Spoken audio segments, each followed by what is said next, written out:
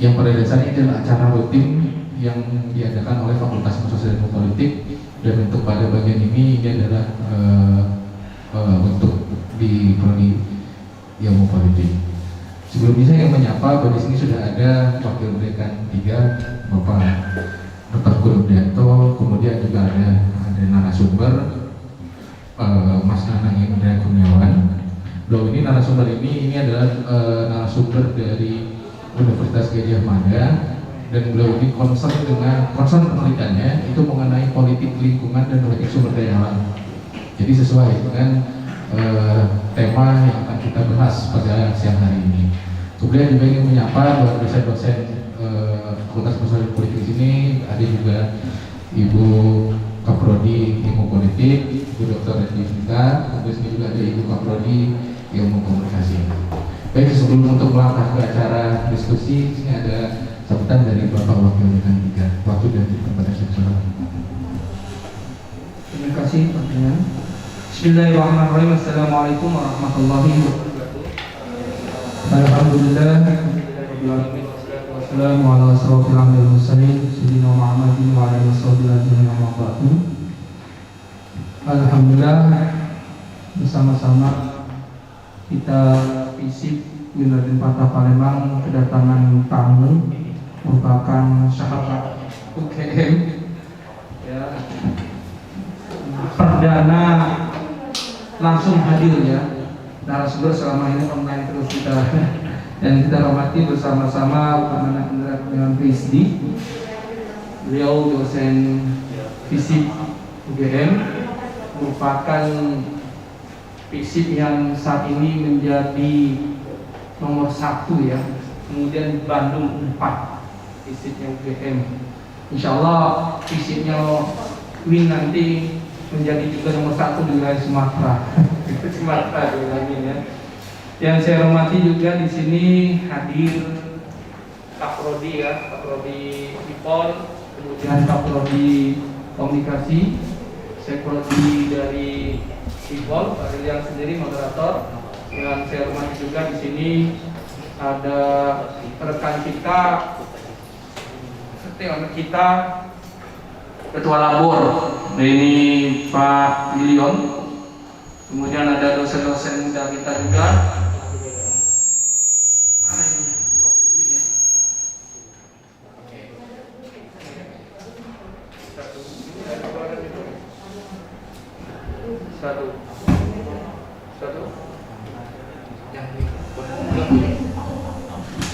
Satu. Nah, kena marah dan jadi hidup lagi Pak. Yang saya hormati para teman-teman yang diundang pada hari ini, kami bersyukur, alhamdulillah, puji syukur kepada Allah Subhanahu Wa Taala kita diberikan kesehatan, hidayah, bersama-sama hadir diskusi kecil di FISIP ini yang tadi kita bersama-sama sudah melaksanakan kuliah umum dengan mahasiswa ya. Karena ruang lingkup dari lingkungan ini sangat penting dalam kehidupan kita sehari-hari ya, apalagi dalam konsep pemerintahan daerah maupun pusat maupun di perguruan tinggi. Nah, salah satu mata kuliah kita ada yang perlu ada masukan-masukan tambahan dari narasumber maupun rekan-rekan. Insya Allah nanti juga kami akan berkembang sayap di sini Mas, yaitu akan mendirikan prodi baru administrasi publik. Insya Allah nanti kami undang lagi rekan-rekan untuk menyampaikan masukan untuk kami untuk berdirinya administrasi publik. Hasil riset, hasil dari survei kami, Unsri caknya hampir kalah dalam jumlah yang daftar. Kalau ada Unsri boleh daftar. Kedua, hasil dari riset kami juga bahwa ada ingin peminat administrasi publik. Jadi hari ini kita buka dan kemudian dari teman-teman yang sudah kerja dan lainnya ingin ada prasuri. Insya Allah kita ada prasuri juga. Nanti kawan-kawan yang sudah kuliah atau mengajar di sini yang mengajar mungkin kita libatkan ya. Nah, acara ini merupakan acara yang penting bagi kami, merupakan masukan utama apa yang akan kita lakukan sebagai tenaga akademik ya. Kebetulan di kita ahli lingkungan itu Pak Yen Rizal WD1. Insya Allah sebentar lagi di OTW, tadi pagi sudah ada OTW karena dia sering juga habis isi acara di luar. Nah, mari kami sangat butuh nanti informasi maupun masukan Bapak Ibu sekalian, baik dosen kita fisik, dosen MB maupun tamu kami yang kami undang pada hari ini. Sangat berperan sekali, tanpa ada teman-teman untuk memberikan masukan, maka kami tidak akan bisa merambah kemana sih arah daripada sumber daya ini, Pak. Sumber daya lingkungan ini sangat penting karena menyongkong memberikan satu masukan atau menyongkong dunia akademik ini sangat penting untuk memberikan informasi juga ke luar, ke publik dalam hal pengelolaan sumber daya alam, yang mana sumber daya alam ini sangat penting bagi kita, apalagi saya RT, Pak. Jadi kalau bangun rumah itu siap ikutan dengan kita. Kadang tidak boleh got, dulu kita got itu besar, ada kecil ya, itu comberan Pak ya, ada lainnya. Kemudian tata kelola yang mana rawa dijadikan rumah, bagaimana ya, pemanfaatan sumber daya alam. Nah ini sangat penting. Kemarin juga ada mahasiswa kami suruh angkat judul tentang pengelolaan plastik, pengelolaan plastik, kemudian daya pergunaan alam yang di sekitar RT, dampak dan lainnya itu Pak. Alhamdulillah itu bagus, itu ada Pak Erik yang pendidikannya, kemudian saya yang ujinya. Ya alhamdulillah. Nah bagi Nawang kiranya teman-teman memberikan masukan ya, kita diskusi santai dari biasa ya. Ini ada Pak Karya juga memanfaatkan untuk sama-sama mengolah ya Pak, mengolah data dan sumber-sumber itu. Maka dari itu mari kita sama-sama nanti mendengarkan paparan dan memberikan masukan untuk kami fisik, karena fisik ingin berkembang juga. Tanpa bantuan dari Bapak Ibu sekalian, fisik tidak akan memiliki arti apa-apa. Mungkin itu saja. Selamat ya Pak. Sudah makan pempek kan Pak? Alhamdulillah pempek. Tapi belum pempek selem saya ya. Pasti lihat pempek selem nanti ya. Pempek roket dan lainnya. Terima kasih untuk seluruh panitia dan para undangan Bapak Ibu dosen dan khususnya narasumber yang telah hadir. Karena kuatir PCR, alhamdulillah PCR pun jalan. Saya takut dengan CR selama dinas keluar harus darah terus saya. Terima kasih atas perhatian, saya minta maaf dari kesalahan. Mari yuk bersama-sama kita ikuti diskusi kita ini. Maka dari itu semoga pertemuan kita ini mendapat hidayah berkah dari Allah Subhanahu Wa Taala, bermanfaat kita maupun untuk mahasiswa dan lingkungan kita. Terima kasih. Wassalamualaikum warahmatullahi wabarakatuh. Terima kasih Bapak Wakil Dekan 3, Bapak Dr. Wiranto. Sampai lupa, saya ingin menyapa juga dan mengucapkan terima kasih kepada teman-teman undangan dari berbagai organisasi, juga kemudian ada dari media. Terima kasih sekali telah hadir di acara FISIP ini. Kami mengundang teman-teman ini karena sekalian kami juga ingin menerima atau meminta bantuan masukan terkait untuk pengembangan fakultas kami dan khususnya untuk pengembangan prodi ilmu politik. Nah untuk dalam kali ini, dalam acara kali ini kita akan membahas mengenai politik sumber daya alam dengan tema khususnya adalah governance tata kelola lingkungan atau tata kelola sumber daya alam.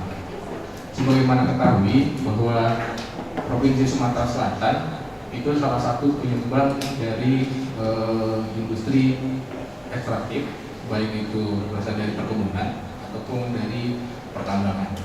Nah, selain memberikan yang namanya kucuran kesejahteraan, namun juga masih banyak menyimpan permasalahan-permasalahan, dan salah satu diantaranya adalah bagaimana sih pelibatan masyarakat, baik itu masyarakat di lingkungan sekitar atau bahkan untuk masyarakat di komunitas-komunitas adat yang terdampak dengan pertambangan atau perkebunan.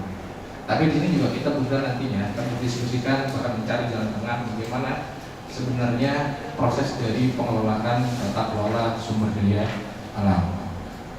Kemudian di sini juga sudah ada narasumber, ini Mas Danang ini, nanti beliau akan memantik diskusi kita, diawali dengan ada presentasi Mas ya, ada sedikit pemaparan mengenai bagaimana tata kelola lingkungan, itu hasil riset beliau dan mungkin bukan tidak di Sumatera Selatan, tapi nanti juga kita akan dapat melihat apa sih yang bisa kita ambil untuk di Sumatera Selatan. Baik, selanjutnya saya persilakan Mas.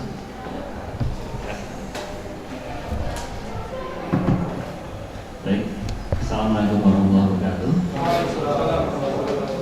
Salam sejahtera untuk kita semua yang terhormat Wakil Dekan Fakultas Biasa, Bu Kaprodi Ilmu Politik, Dr. Abdul Sinta dan Bu Kaprodi Ekonomi, dan juga Bapak Ibu dosen dan tamu undangan yang ada dalam ruangan ini, dan teman-teman semua yang sudah bisa saya sebut satu-satu. Baik, terima kasih sekali atas undangannya untuk membagikan beberapa hal terkait dengan soal tata kelola sumber daya alam di Indonesia. Nah, sebenarnya cerita saya ini didasarkan pada hasil riset yang saya lakukan beberapa tahun yang lalu di Kalimantan Tengah.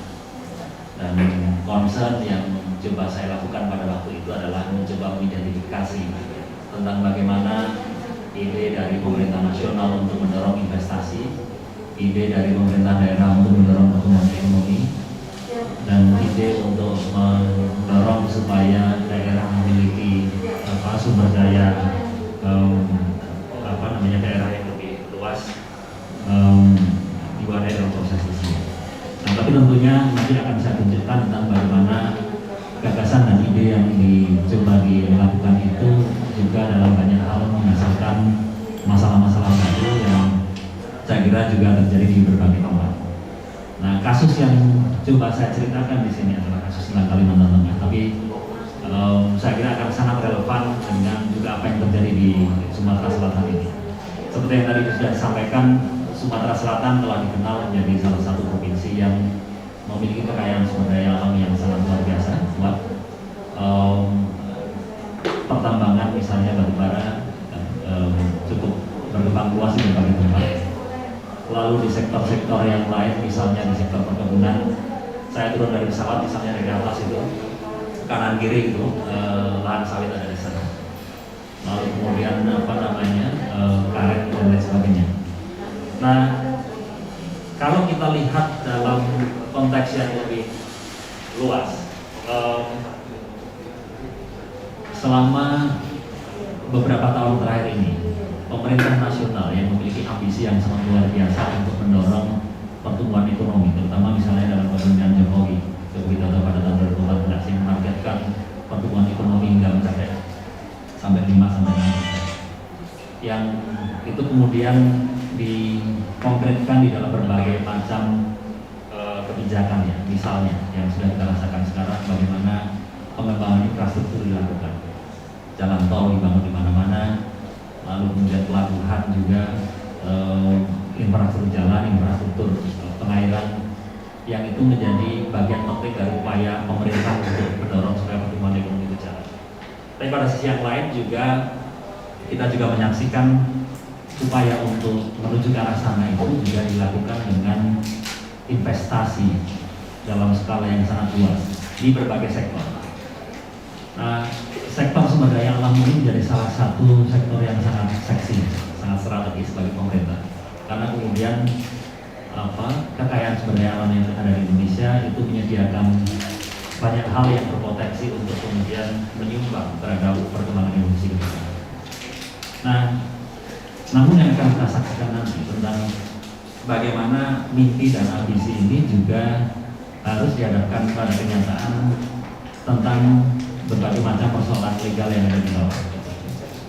Termasuk misalnya dalam riset yang saya angkat itu terkait dengan soal lahan, soal tanah. Di Kalimantan Tengah, tempat saya melakukan riset ini, saya tidak melakukan riset ini di Sumatera Selatan, tapi saya kira nanti akan ada refleksi dan ada proses diskusi dan sharing dari Bapak Ibu sekalian yang mungkin bisa merefleksikan bagaimana nyambungnya cerita Sumatera Selatan dengan Kalimantan Tengah. Tapi yang bisa saya ceritakan tentang bagaimana lahan-lahan yang sekian luas di Kalimantan Tengah yang dulu menjadi area penting di dalam tata kelola masyarakat adat, tiba-tiba kemudian dengan dengan adanya berbagai macam proyek ini pelan-pelan konversi lahan itu terjadi dengan sangat cepat, dan tentunya ini kemudian menghasilkan banyak problem konflik agraria di Kalimantan Barat. Dan saya kira juga sama di Sumatera, termasuk juga Sumatera Selatan, kasus-kasus tentang konflik tanah ini meningkat tajam di dalam beberapa waktu yang terakhir. Nah, memang kalau kita lihat di dalam sejarahnya, salah satu akar persoalan yang muncul itu karena memang ada ide yang misalnya kita lihat pada Undang-Undang Kehutanan pada tahun 67 yang sudah dilanjutkan dengan Undang-Undang 41 tentang Kehutanan pada tahun 1990, yang di dalamnya itu masih kemudian melanggengkan prinsip tentang domain verklaring yang dulu dirumuskan oleh Belanda di Undang-Undang Agraria tahun 1870, domain verklaring, yang itu artinya adalah bahwa tanah-tanah yang tidak memiliki bukti kepemilikan, baik itu secara surat menyurat maupun bukti kepemilikan dalam bentuk misalnya tanaman dikelola dan sebagainya, maka kemudian dia akan jatuh kepada dianggap sebagai bagian dari tanah negara. Nah, problemnya adalah kalau kita lihat dalam kasus di Indonesia, di berbagai tempat di Indonesia itu tanah-tanah yang selama ini menjadi bagian penting dalam tata kelola masyarakat adat itu relatif, kalau kita lihat dalam kacamata negara ya, itu dianggap sebagai tanah air, tanah nganggur. Tapi sebenarnya tidak nganggur. Kalau di Kalimantan Tengah misalnya, mereka punya, saya kira di sini juga ada konsep yang namanya perladangan berputar. Kalau pemerintah menyebutnya sebagai perladangan berpindah, tapi perladangan berputar, yang artinya misalnya pada satu musim tanam itu padi berladang gitu, dia tanamnya di situ. Begitu tidak subur, dia akan geser lagi ke tempat yang lainnya, membuka gitu. Begitu seterusnya, sampai kemudian pada 20 tahun berikutnya dia akan kembali kepada tempat yang sama. Tapi bayangkan 20 tahun itu, 20 tahun ketika kembali ke sana, pasti bentuk fisiknya kan akan bentuk fisik kembali kepada hutan. Pohon-pohon yang besar itu akan tumbuh di sana dan lain sebagainya. Nah, itu yang kemudian seringkali dipakai sebagai justifikasi bahwa tanah ini tidak dipakai dan tidak dimanfaatkan, yang kemudian dikonversi sedemikian rupa menjadi bagian dari tanah negara. Nah, inilah yang kemudian menciptakan problema di berbagai tempat, termasuk juga di Kalimantan Tengah, di mana kemudian ekstraksi sumber daya alam dan eksploitasi sumber daya alam di Kalimantan Tengah itu meluas dengan sangat luar biasa dan memanfaatkan lahan-lahan yang selama ini diklaim sebagai bagian dari masyarakat adat, tanah masyarakat adat. Nah, inilah yang dalam banyak hal problematik, apalagi misalnya peta-peta yang selama ini dipakai dan dimanfaatkan oleh negara sebagai basis untuk kemudian mengeluarkan perizinan dan sebagainya. Itu adalah peta-peta yang kemudian kadang-kadang digariskan di atas meja. Jadi tidak melalui proses partisipatif, dia muncul, dirumuskan dari atas, sehingga sangat top down sekali. Jadi peta yang muncul, tata ruang dan sebagainya kadang-kadang tidak memperhatikan aspirasi dari bawah, kepentingan dari bawah, sehingga klaim-klaim atas tanah adat itu menjadi sangat meluas sekali. Nah,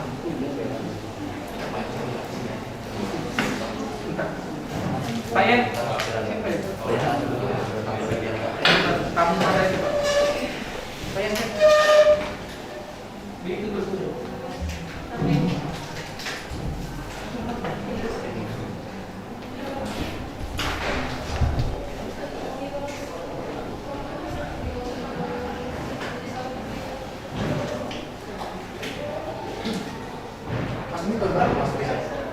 Ini 2012 sampai 2017.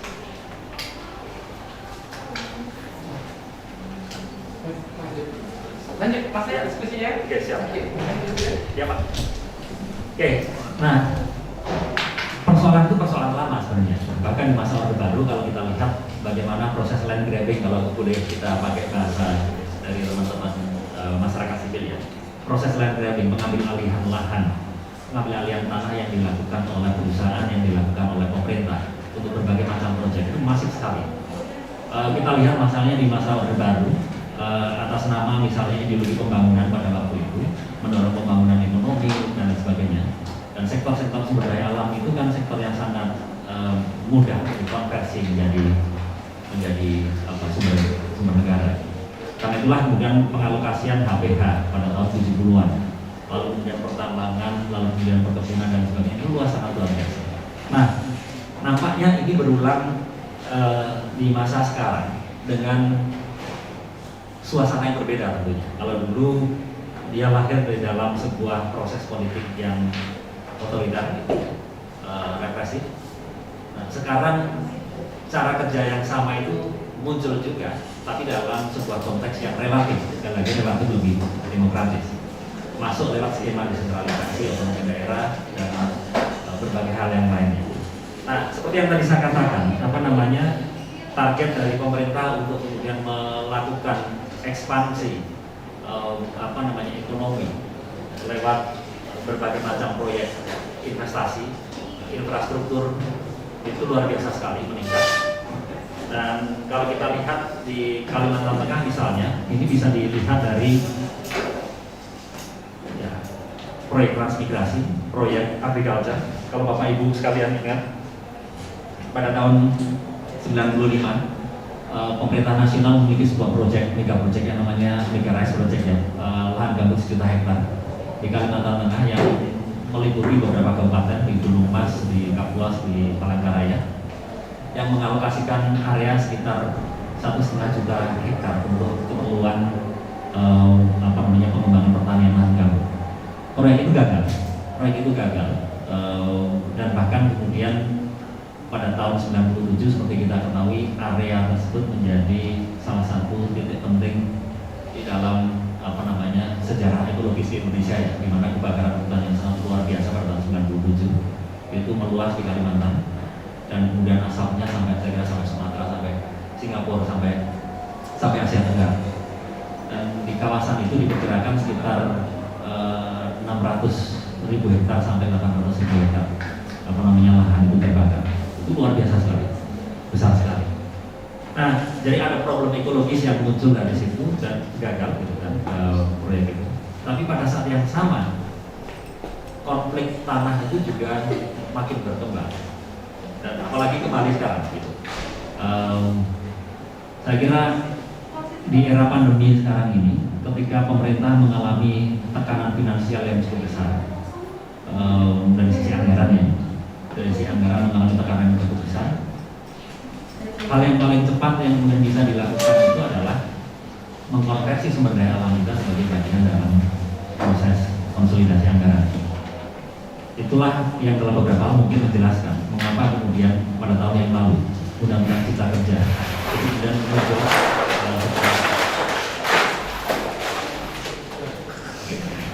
Undang-Undang Cipta Kerja, lalu kemudian Undang-Undang Minerba yang nomor 3 tahun 2020 itu kemudian dirumuskan di sana secara cepat itu. Dalam beberapa hal memang nyambung dengan proyeksi jangka panjang yang dilakukan oleh pemerintah.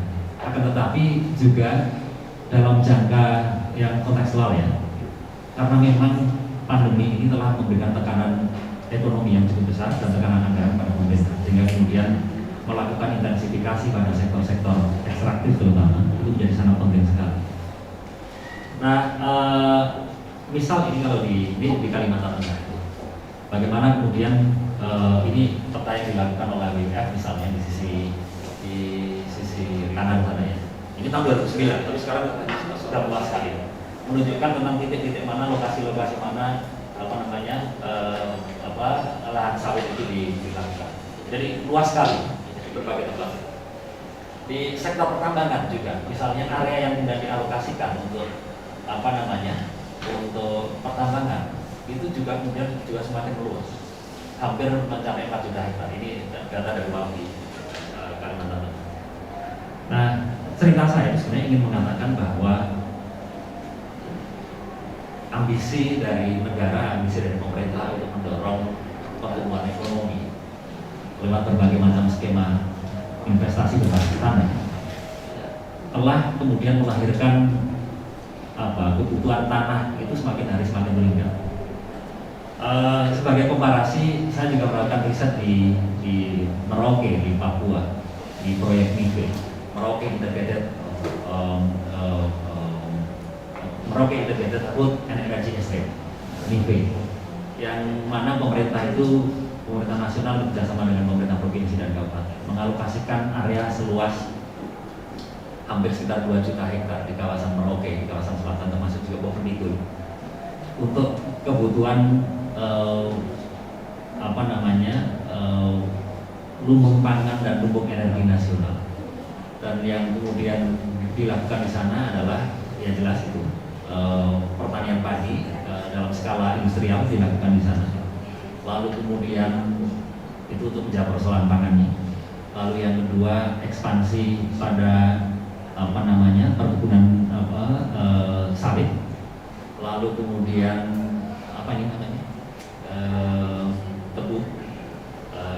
tebu ya, perkebunan tebu coba dilakukan di beberapa tempat oleh grupnya Harta Timur Daya. Lalu kemudian beberapa proyek yang lainnya termasuk juga Jatrova yang coba diinisiasi tapi kemudian gagal. Nah, alokasinya sangat luas sekali yang kemudian dipakai di sana. Dan seperti yang kita dengar di berbagai tempat, misalnya konflik itu meluas sekali. Tanah-tanah masyarakat adat Mali itu kemudian diambil, dipakai untuk itu dan kemudian melahirkan masalah baru. Nah, dalam kasus di Kalimantan Selatan juga serupa. Saya tidak tahu apa yang terjadi di Sumatera Selatan ya, nanti mungkin Bapak Ibu sekalian mungkin bisa menceritakan. Tapi saya kira ini akan jadi pattern atau pola umum yang juga terjadi di berbagai tempat di Sumatera juga. Ketika memang ambisi untuk mendorong pertumbuhan ekonomi itu muncul di sana. Nah, beberapa organisasi masyarakat sipil itu memikirkan tentang gimana caranya supaya konflik itu bisa diminimalisir. Konflik tanah itu bisa diminimalisir dan asumsi dasar yang mereka pikirkan selama sekian lama itu adalah ya ini pengambil alihan lahan oleh masyarakat, dari masyarakat oleh perusahaan maupun oleh negara. Itu terjadi karena masyarakat tidak memiliki basis legal yang cukup kuat untuk kemudian mempertahankan tanah mereka. Sehingga apalagi tadi tidak ada bukti hukum yang kemudian cukup jelas untuk kemudian membuat mereka mempertahankan itu.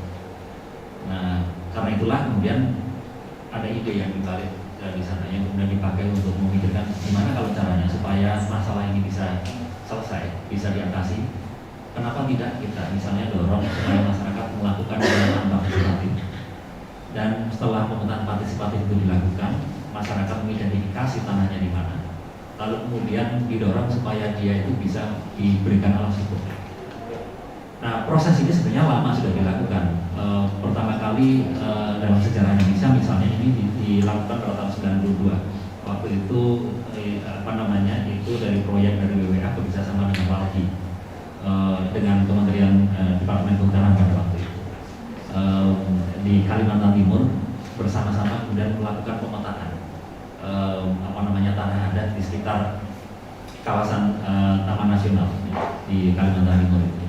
Nah, tapi itu kemudian berkembang secara luas di Kalimantan Barat itu, apalagi misalnya cukup kuat di sana ada beberapa organisasi yang concern dengan isu tentang masyarakat adat. Lalu dia menjadi bagian metode penting. Nah, di Kalimantan Tengah itu pada tahun 2008-2009 gubernurnya adalah Pak Teras ya pada waktu Teras Narang 2007 mulai 2007 Pak Teras Narang yang dia gubernur, tapi itu juga pada saat yang sama beliau adalah juga presiden MADN, Masyarakat Adat Dayak Nusantara. Jadi selain sebagai tokoh adat, dia adalah gubernur. Nah, ini tricky sekali karena kemudian yang terjadi adalah gubernur yang kemudian dia merepresentasikan dirinya sebagai bagian dari representasi negara yang memiliki berbagai macam program yang terkait dengan pembangunan daerah, pembangunan nasional, investasi dan macam-macam. Dan pada saat yang sama dia adalah Presiden MADR, mewakili merepresentasikan masyarakat adat. Nah, dia berada dalam dilema itu. Jadi kalau kita diskusi kita hari ini ada dilema, dilema dalam tata kelola sumber daya alam. Gimana caranya dilema itu dikelola? Pada satu sisi masyarakat adat itu tidak dirugikan, masyarakat dilindungi. Pada sisi yang lain, misalnya program-program dan proyek-proyek pemerintah itu juga bisa jalan. Nah, tahun 2008 dan 2009 dia merumuskan perda dan yang itu adalah perbu. Perdanya tentang kelembagaan masyarakat adat yang mengatur tentang bagaimana masyarakat adat itu bisa terlibat di dalam pengambilan keputusan yang terkait dengan tidak hanya dengan kebudayaan, tapi juga terkait dengan sumber daya yang ada di sana. Yang kemudian diterjemahkan secara detail lagi dalam perbu yang terkait dengan inventarisasi tanah adat. Menarik nih. Jadi ada perbu 2009, saya lupa nomornya. Tapi perbu itu mengatur tentang inventarisasi tanah adat Dayak. Nah, idenya sama seperti tadi. Gimana caranya supaya masyarakat Dayak itu kemudian tidak mendapatkan tekanan yang cukup besar dari investor. Jadi kalau misalnya mereka diambil tanahnya, setidaknya kemudian mereka bisa mempertahankan itu. Caranya apa? Kasih bukti hukum.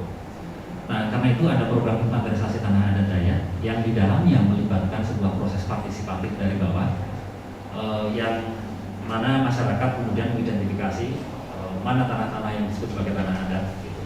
Dan kemudian dipetakan dan dirumuskan basis legalnya, namanya SKTA, Surat Keterangan Tanah Adat. Yang itu sebenarnya bukan sertifikat, tapi lebih ke semacam bukti awal kepemilikan, bukti awal pemasangan atas tanah, yang nantinya diharapkan akan bisa dikonversi menjadi sertifikat dan sebagainya. Nah, hanya saja kemudian ide itu menjadi menarik karena kemudian melibatkan organisasi masyarakat sipil, gitu, ada Walhi, Poker SHK terlibat di sana, lalu kemudian pada tingkat nasional melibatkan juga donor dari Samdana, lalu kemudian CKPP juga terlibat dalam proses itu membantu pemetaan wilayah adat, termasuk juga skema yang dirumuskan oleh CKPP bersama dengan Walhi, dengan PRWA, Badan Registrasi Masyarakat Wilayah Adat dan nah itu nyambung dengan itu. Nah, ide untuk melindungi tanah adat itu sebenarnya menarik. Cuma ketika dia diproses lebih lanjut, ternyata memiliki dampak yang sebaliknya. Dari yang tadinya dibayangkan akan memberikan perlindungan supaya tanah adat itu tidak lepas ke investasi, yang terjadi kemudian justru program itu memungkinkan pelepasan tanah menjadi lebih mudah. Karena begitu punya SKTA, adalah tanya bisa disekolahkan ini, gitu. Bisa disekolahkan itu. Makanya disewakan kemudian, atau kalau nggak dijual gitu. Atau bikin komitmen dengan perusahaan, dan perusahaan lebih senang kan? Karena kemudian lebih jelas gitu. Kalau dulu nggak ada kejelasan hukumnya, masuk nanti, jangan nanti ada konflik. Tapi sekarang begitu kemudian dibikin kayak gitu, program kayak gitu, dan ada SKTA dan sebagainya, lebih mudah bagi mereka. Nah, catatan misalnya yang dilakukan oleh beberapa riset yang dilakukan oleh kemitraan, misalnya identifikasi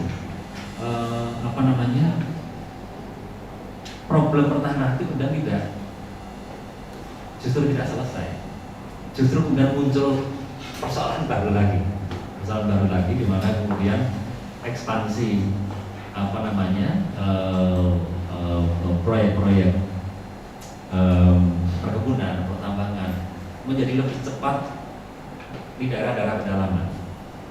Nah, itu nyambung dengan visi-misinya Pak Tera Semarang pada waktu itu, yang dia mendorong tentang membuka isolasi di pedalaman. Jadi bayangkan, Pak Teras pada waktu itu mengatakan membuka isolasi. Idenya adalah bahwa daerah pedalaman itu selama ini terisolasi dari daerah pinggiran, dari daerah perkotaan dan lain sebagainya, sehingga kemudian potensi ekonomi mereka tidak akan bisa menjadi maksimal. Karena itu programnya adalah membuka isolasi. Membuka isolasi itu artinya kemudian misalnya pada waktu itu sekarang masih mandek nih, rel kereta api dari Muruk Raya sampai ke di bawah itu. Idenya adalah untuk membawa supaya batu bara yang ada di atas sana bisa ditransport di bawah secara lebih mudah ke bawah. atau kemudian dibikin jalan-jalan yang lebih luas ke desa-desa yang memungkinkan desa itu lebih banyak terakses oleh kendaraan, dan sebagainya. Nah, ide untuk kemudian melindungi tanah adat di pedalaman itu justru berubah, membuka pedalaman ke dalam ruang investasi baru. Nah, inilah yang saya kira masalah-masalah yang muncul, dilema-dilema yang dihadapi, dan upaya pemetaan partisipatif yang tadinya dianggap menjadi solusi dari proses itu justru menjadi bagian dari masyarakat. Nah, tapi tentunya saya tidak ingin mengatakan bahwa pemetaan partisipatif itu tidak penting. Itu penting dilakukan. Yang poin yang bisa katakan adalah impact dari itu yang kemudian belum diperhitungkan dan kemudian tidak dijaga sedemikian rupa sehingga menghasilkan masalah. Nah, Kalimantan Tengah itu pada tahun sekitar 2005, 2006, 2007 itu adalah provinsi yang mengalami tingkat percepatan ekspansi sawit tercepat di Indonesia. Dan kalau kita lihat data-data dari KPA misalnya pada tahun-tahun itu 2005-2006 itu Kalimantan Tengah itu termasuk menjadi salah satu provinsi dengan tingkat konflik agraria tertinggi di Indonesia karena ekspansi yang cepat tadi di sektor perkebunan.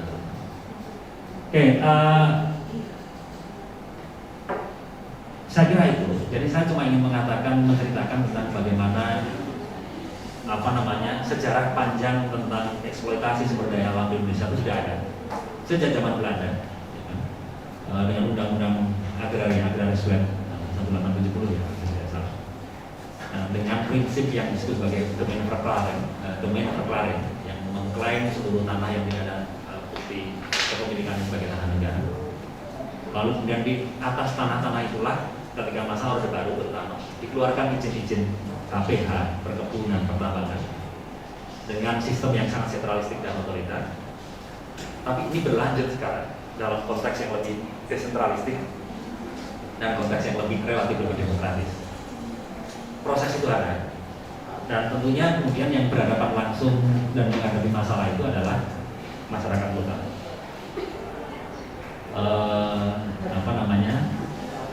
Bukan sekedar soal konflik semata, bukan sekedar hilangnya tanah, tapi juga problem-problem ekologis yang kemudian muncul. Saya kira juga terjadi di sini. Kalau Bapak Ibu ke Kalimantan Tengah, Kalimantan Timur, Anda akan bisa mengamati tentang bagaimana lubang-lubang tambang sama seperti di tempatnya Pak Eko misalnya. Bekas penambangan dari timah itu juga menjadi kolong-kolong ya namanya, menjadi danau. Yang itu tidak dikembalikan lagi ke seperti ini. Nah, jadi bagaimana kemudian kita ke depan itu menghadapi dilema ini. Dilema untuk, apalagi sekarang di masa pandemi. Secara ekonomi, negara membutuhkan untuk menopang berbagai macam aktivitas ekonomi, kemiskinan yang semakin meningkat dan membutuhkan basis sumber daya. Nah, tapi pada saat yang sama ketika itu didorong, potensi konflik sosial, potensi problem ekologis itu akan menjadi lebih masif dalam berbagai jangka waktu. Nah, saya kira itu Bapak Ibu sekalian sebagai pemantik diskusi.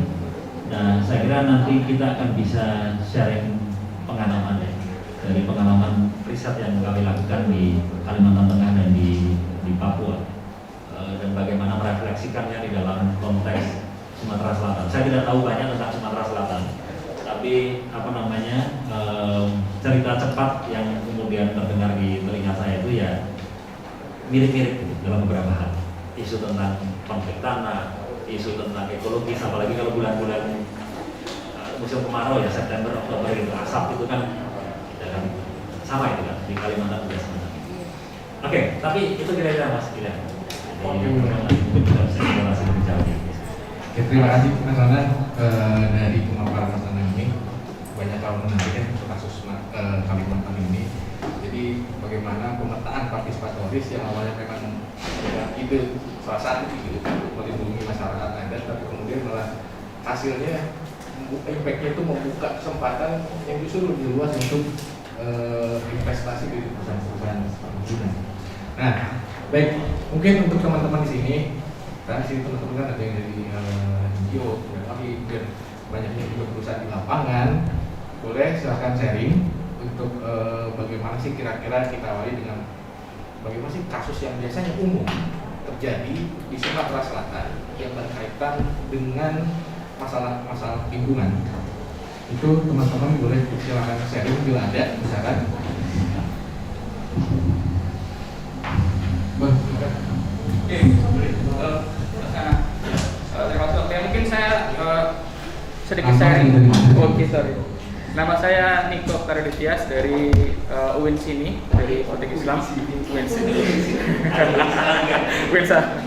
Oke, mungkin saya berbicara bukan konteks di Sumatera Selatan, tetapi konteks di Lampung, terutama daerah asal saya. Namun yang saya soroti di sini adalah bagaimana aktor yang bermain tetap antara negara dan masyarakat. Tentang bagaimana justru apa yang terjadi di Lampung di sana, kebalikannya apa yang terjadi mungkin masyarakat temukan di Kalimantan atau Papua. Bagaimana di Lampung, terutama pasca fenomena reformasi, adanya perubahan di masyarakat, terutama di salah satu daerah di Lampung itu di Gunung Galak, bahasanya seperti itu, ada semacam perebutan dari masyarakat terhadap negara. Memang gunung itu tidak bersertifikat, belum masih sengketa lah seperti itu. Namun setelah munculnya reformasi, kemudian masyarakat berbondong-bondong kemudian datang ke gunung tersebut untuk menjarak lah bahasanya. Tetapi dalam konteks selama hampir 25 tahun ini tidak ada namanya negara berusaha ingin merebut kembali tanah tersebut. Berbeda dengan konteks di Kalimantan tadi itu, bahwa justru negara terlihat sangat kuat, terutama zaman otoriter ketika mereka bisa merampas tanah-tanah adat dan sebagainya. Nah, dalam 21 tahun ini justru negara terlihat lemah. Dalam artian mereka membiarkan aktivitas masyarakat, mereka membiarkan perilaku masyarakat di sana dengan berbagai macam cara. Contohnya adalah win-win solution yang diberikan oleh negara adalah memberikan hak hutan produktif kepada masyarakat. Nah, setelah diberikannya hak hutan produktif kepada masyarakat, akhirnya muncul permasalahan yang berentetan. Seperti kemudian akhirnya munculnya kehidupan sosial masyarakat itu semakin banyak. Pasar sudah ada, puskesmas sudah ada, kemudian desa definitif pun sudah ada di sana, Mas. Itu statusnya kawasan hutan. Iya, kawasan hutan. Dan sampai sekarang pun tanah di sana diperjualbelikan dengan cukup tinggi. Bahwa di sana adalah surat itu surat godong gedang, seperti itu. Jadi jual beli itu tanpa ada sertifikat dan sebagainya.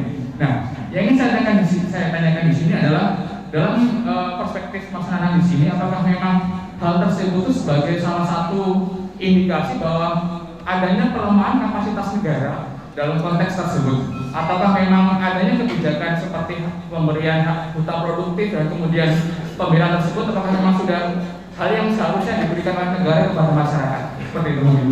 Oke, terima kasih. Assalamualaikum warahmatullahi wabarakatuh. Boleh langsung atau yang lain, ada yang lain lagi?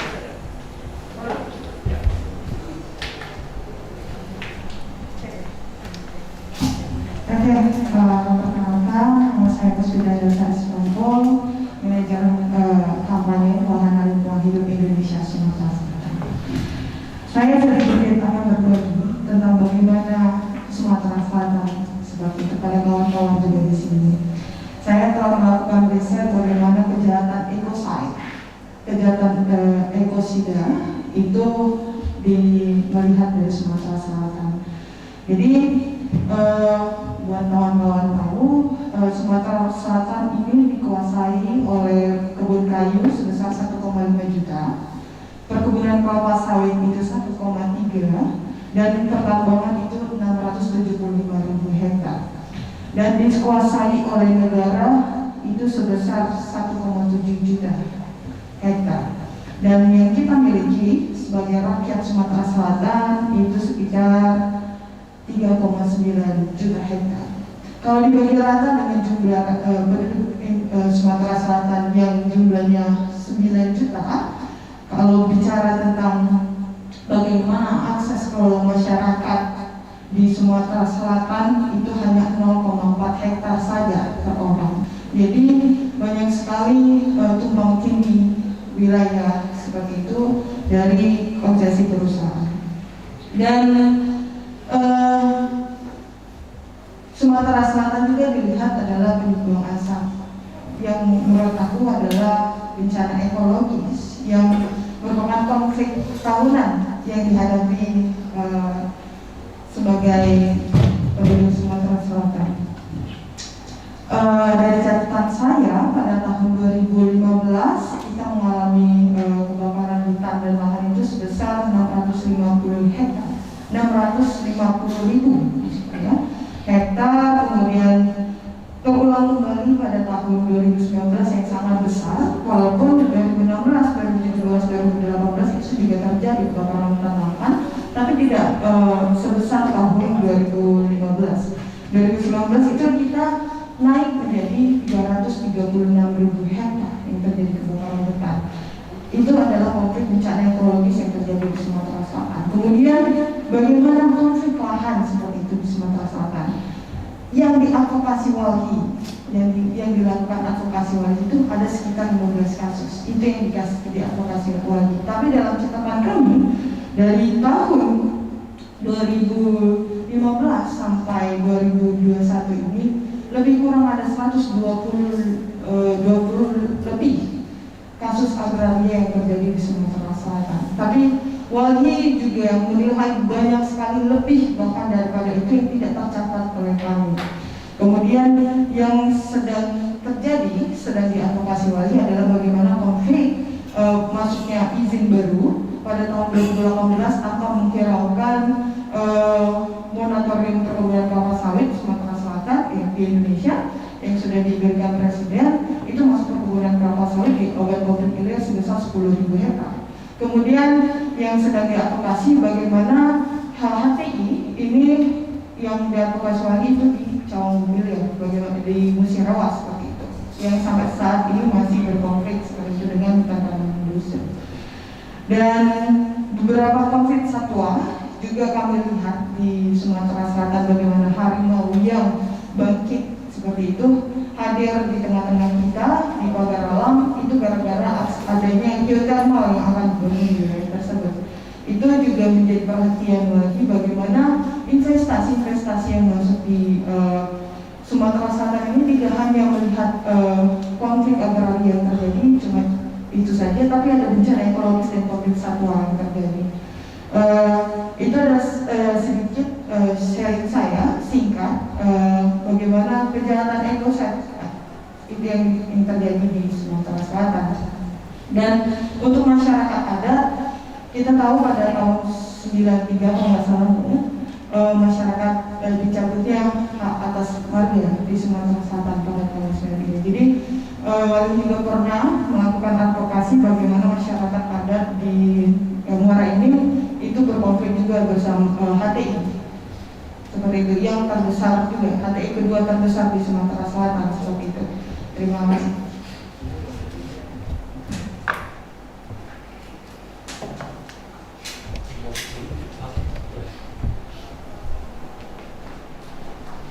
Baik, terima kasih sekali. Dua cerita menarik, satu dari Lampung dan satu dari Sumatera Selatan. Lampung itu tadi ya yang terjadi terbalik, justru bagaimana kemudian masyarakat melakukan klaim terhadap tanah yang selama ini dikuasai oleh negara. Nah, saya tidak tahu banyak tentang Lampung, tapi di berbagai tempat memang ada kompleksitas di mana tekanan demografis itu melahirkan kebutuhan tanah yang semakin tinggi di berbagai tempat.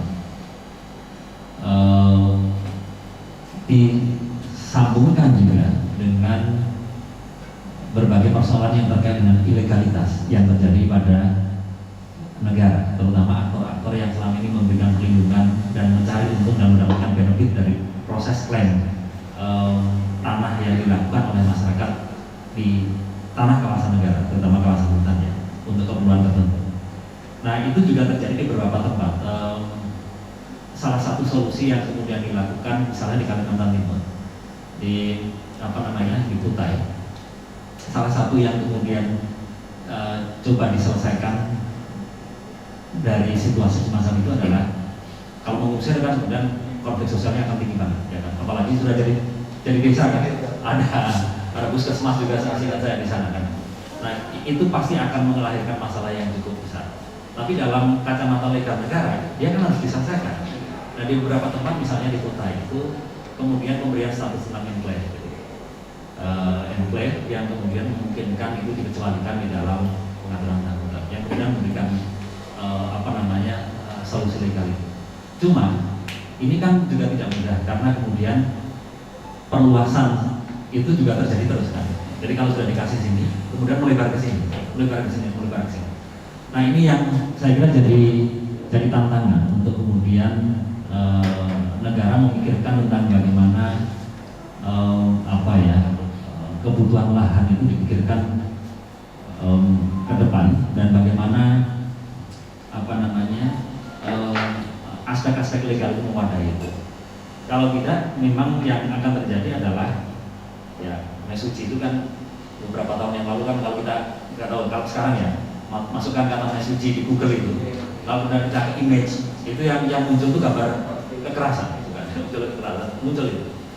Nah memang ini membutuhkan beberapa hal ya. Satu terkait dengan soal penegakan hukum, tapi juga yang kedua soal bagaimana mendorong pembangunan ekonomi yang berkeadilan, yang kemudian memberikan ruang bagi masyarakat untuk kemudian mendapatkan benefit dari kawasan hutan. Saya kira yang dilakukan di beberapa tempat misalnya dengan konsep tentang community based forest management, misalnya perhutanan sosial, itu bagian dari upaya memastikan supaya masyarakat itu juga mendapatkan benefit dari tanah yang secara legal berada di sana. Nah, cuma ini kan juga tidak mudah untuk dilakukan di dalam konteks masyarakat yang secara demografis kebutuhan tanahnya cepat sekali, apalagi di sekitarnya itu mengalami ekspansi di investasi-investasi yang berbasis tanah seperti sawit dan sebagainya, yang kemudian mereka ingin mengkonversi tanah itu tidak sekedar untuk dimanfaatkan semata untuk hal yang kecil-kecil, tapi bahkan dikonversi menjadi perkebunan. Nah ini yang saya kira harus dipikirkan ulang, bagaimana solusi yang harus diselesaikan di sini. Nah tapi saya cuma ingin mengatakan bahwa faktor demografis, faktor ketidakadilan sosial yang terjadi lama, lalu kemudian kebutuhan untuk kemudian bagaimana menangani ini secara legal, itu menjadi penting dilakukan oleh pemerintah. Nah kasus yang terjadi di Sumatera Selatan, tadi disebutkan teman dari Walhi ya, tentang bagaimana luasan lahan sawit itu hampir mencapai 1,3, lalu kemudian 1,2 itu kayu tadi ya, 1,2 juta hektar, lalu 675 untuk 675.000 untuk pertambangan. Nah itu menggambarkan betapa luasnya skala ekspansi sumber daya alam di Sumatera Selatan. Dan pada saat yang sama tadi ditunjukkan tentang bagaimana tumpang tindih. Itu tumpang tindihnya itu antar izin atau antar apa? Antar izin. Saya kira itu terjadi di banyak tempat. Saya ke Kalimantan Tengah itu lucu sekali. Jadi saya masuk ke kawasan di area sawit itu, mereka cerita bahwa ini itu adalah juga sebagian diambil oleh perusahaan sawit yang izinnya itu sebenarnya sebelumnya sudah ada izin HPH di situ.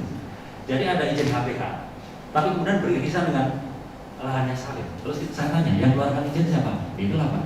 Setiap yang kasih izin, yang lihat peta gitu kan, asal digambar aja, akhirnya terjadi tumpang tindih. Jadi kita akan bisa menemukan banyak tempat. Saya yakin di Sumatera Selatan juga bisa jadi pada satu tempat yang sama, di tempat itu ada izin tambang, ada izin perkebunan, ada izin HPH secara bersamaan, dan itu kan luar biasa. Nah, yang memang kemudian mendorong masyarakat sipil juga pada waktu itu ketika Pak Kuntoro itu UP unit UKP 4 Pak Kuntoro di sana, itu kan kemudian bekerjasama dengan pemerintah Norwegia yang sedang mendorong menginisiasi proyek RIDD. Gimana caranya supaya kemudian tumpang tindih perizinan itu bisa diselesaikan? Ide yang muncul pada waktu itu adalah ya sudah dibikinkan peta bersama gitu kan. Maka kemudian muncul gerakan tentang one map policy, pemetaan kan satu peta, program satu peta. Harapannya supaya nanti kementerian sektor gitu yang mau mengeluarkan izin itu tahu kalau mau mengeluarkan izin di sini, oh ini sudah ada izin ini.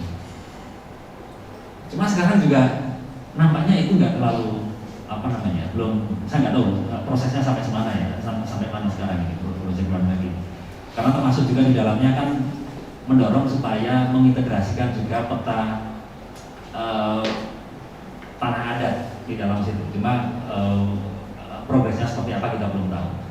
Nah, yang jadi isu itu adalah soal ilegalitas. Ada soal orang yang juga main di belakang, yang mengambil keuntungan dari perizinan itu, yang menjadikan carut marut ini menjadi berlalu-lalu. Nah, itu yang kemudian dalam beberapa hal menjadi justifikasi dari pemerintah pusat untuk mengambil alih beberapa perizinan. Undang-undang 23 misalnya pemerintah daerah 2014 itu mulai menarik lagi kewenangan-kewenangan yang tadinya menjadi kewenangannya pemerintah kabupaten kota ke pemerintah provinsi. Idenya adalah supaya kemudian lebih teratur, lebih terkoordinasi. Ya, terakhir misalnya perizinan di sektor pertambangan misalnya itu ke pusat. Jadi ada proses resentralisasi. Betul memang bahwa ada pertimbangan dari pemerintah provinsi, ada pertimbangan dari pemerintah kabupaten, tapi kemudian pemerintah pusat memainkan peran penting di situ. Nah, poin cerita dari situ adalah bagaimana carut marut tentang perizinan di sektor sumber daya alam ini telah kemudian juga mendorong resentralisasi politik yang sangat luar biasa. Nah, kita tidak tahu nanti akan seperti apa. Kewenangan pemerintah kan selalu mengatakan ini izinnya tumpang tindih ini nggak jelas, pemerintah daerah kadang-kadang kacau ya mengeluarkan izin. Karena itu udah kita tarik aja kewenangannya, nggak kita kasih ke pemerintah kabupaten kota. Itu yang di Bangka Belitung misalnya, pemerintah kabupaten kan juga yang selama sekian lama bisa mengeluarkan izin untuk tambang itu pelan-pelan kemudian diambil alih ke tingkat provinsi. Sekarang kemudian pemerintah pusat. Nah, ini yang saya kira dampak dari problem tumpang tindih tadi menjadi basis justifikasi dari pemerintah untuk kemudian melakukan resentralisasi dan lain-lain. Nah, apakah ini akan menjadi lebih baik atau lebih buruk? Tentu kita harus evaluasi lagi ke depan. Tapi tadi istilah tentang ecocide bisa jadi ke depan akan menjadi lebih luas lagi. Karena pemerintah pusat itu memiliki kewenangan yang sangat besar dalam proses perizinan. Termasuk juga misalnya kalau kita lihat dalam izin lingkungan ya. Kalau dulu kan AMDAL itu kan ada elemen partisipasi masyarakat. Sekarang itu kan tidak ada, dihilangkan itu dan ekspor yang masuk ke situ. Nah, artinya ke depan itu ekspansi sumber daya alam, apalagi di era pandemi kayak gini, akan menjadi semakin luas. Kewenangan pusat menjadi semakin sangat kuat dan kontrol publik itu bisa jadi semakin kecil ke depan. Apa implikasinya? Masalah-masalah ekologis itu bisa semakin luas. Saya tidak tahu ya, tapi ya tadi salah satu contoh bagaimana misalnya di izin lingkungan itu elemen partisipasi masyarakat tidak muncul di sana, representasi masyarakat. Itu salah satu contoh tentang itu. Dan yang lain adalah bagaimana resentralisasi pengambilan keputusan terkait dengan perizinan administrasi. Nah, saya khawatir aja kalau misalnya ini tidak dikontrol secara politik secara luas oleh masyarakat sipil, oleh kampus, ide tentang pertumbuhan ekonomi itu bisa jadi jalan, bisa jadi mengatasi sebagian masalah yang dihasilkan oleh pandemi. Tapi dalam jangka panjang bisa menjadi persoalan baru. Kalimantan Timur dari sana itu atau kedepannya masih mahasiswa di Belitung itu sama juga. Kalau melihat turun dari atas itu kan luar biasa indah, kayak bulan itu, cekungan-cekungan warna biru, warna hijau dan sebagainya. Tapi itu kan bekas tambang yang kemudian tidak di. Dan saya nggak tahu, tapi saya kira ada implikasi ya soal banjir misalnya. Bangka itu tahun berapa itu? Di ibu kota Bangka namanya Pangkal Pinang. Banjir di Pangkal Pinang itu kan katanya mereka tidak pernah terjadi dalam skala besar pada tahun 2015 atau berapa itu banjirnya tinggi sekali. Nah baru kemudian dicek dan sebagainya, mereka mengatakan ini kayaknya dipengaruhi oleh bagaimana perubahan tata guna lahan misalnya terkait dengan soal itu. Nah, ada problem tentang ekologis yang ke depan itu berpotensi akan muncul luar biasa. Saya kira itu. Baik. Mungkin ada tambahan lagi, boleh Pak?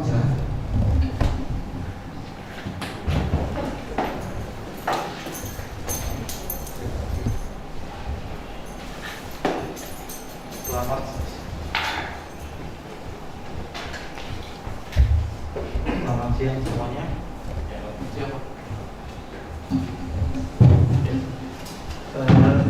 Saya Yanto Chandra dari KAPKI, Kampung Usaha Sawit yang memang diundang dalam kesempatan ini. Menarik sekali tadi yang apa yang disampaikan oleh adik dari Walhi tadi yang si Popul ya.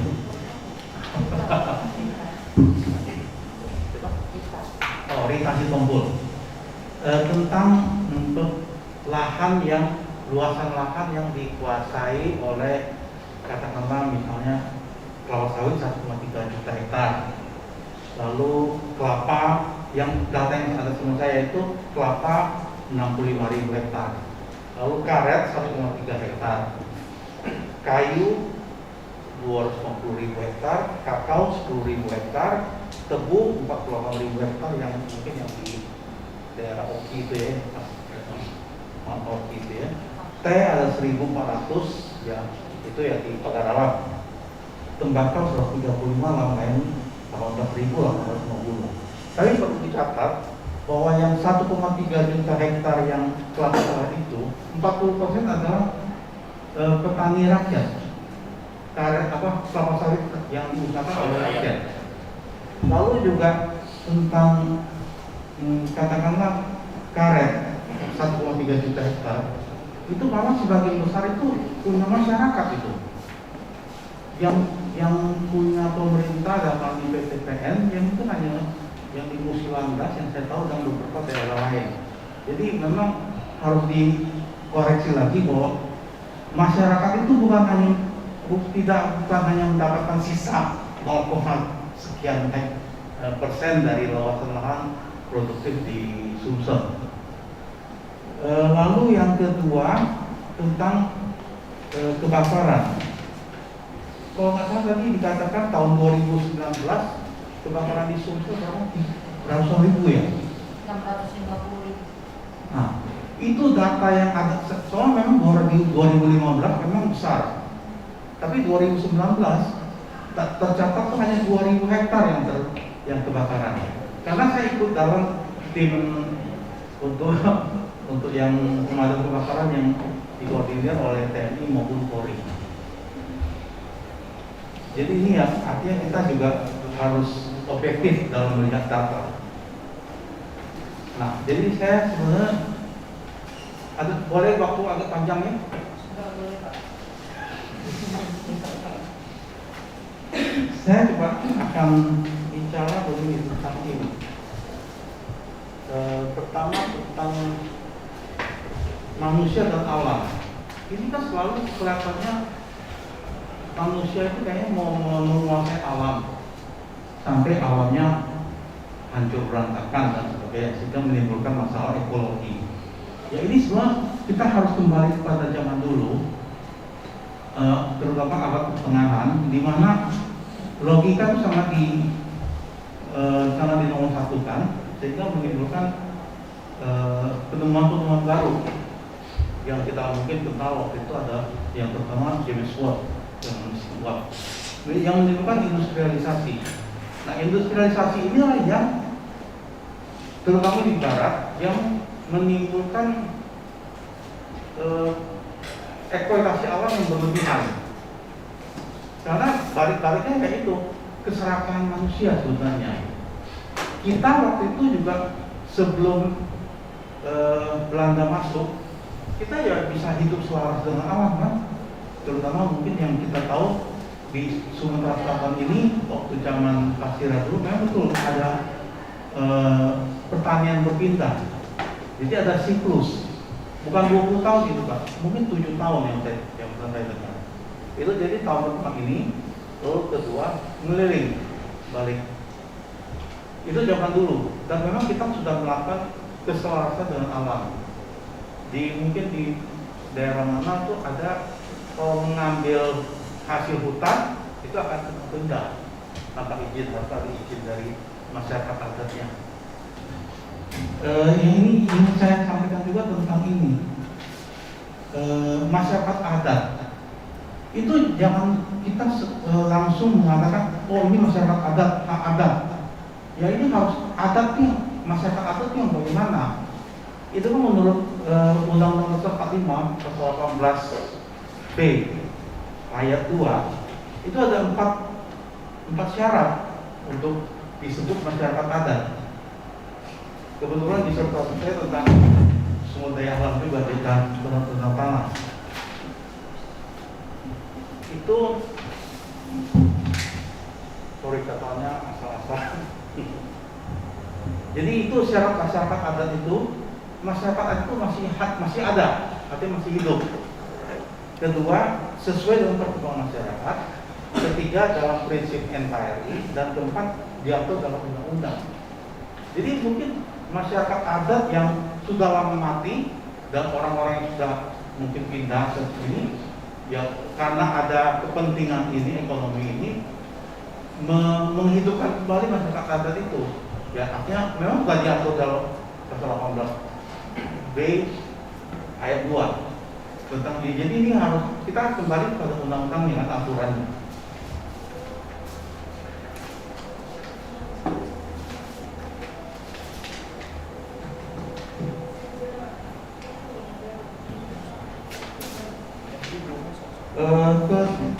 Yang lain mungkin ini tentang ini Pak, tentang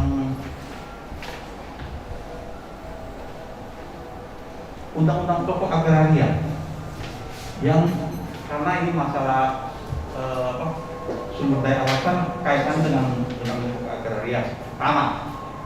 So kita harus kembali pada undang-undang pokok agraria, dan undang-undang pokok agraria itu sebenarnya ada nuansa sosialisnya.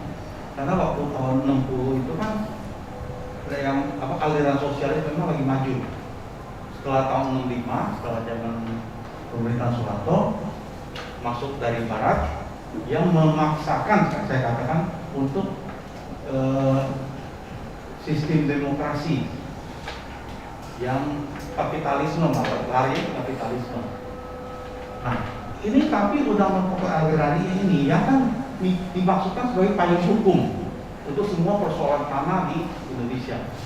Tapi dalam undang-undang itu jarang atau malah kadang tidak ada yang menjadi pertimbangan hukumnya, yang di dasar pertimbangan hukumnya jarang itu. Jadi itu artinya nanti ya jadi konflik terus. Padahal itu kan undang-undang pokok agraria itu dimaksudkan sebagai payung hukum, sama seperti undang-undang lingkungan hidup. Oke.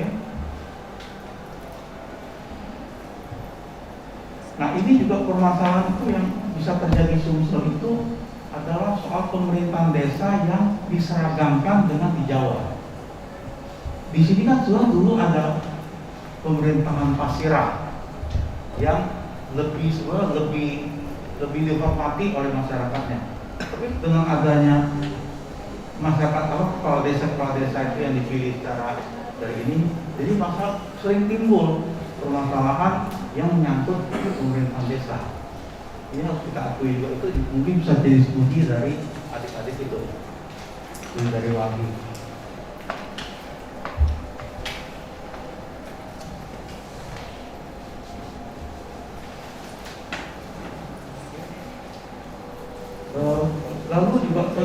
sumber daya alam ini kita harus lihat juga politik pengelolaan sumber daya alam yang dianut oleh pemerintah.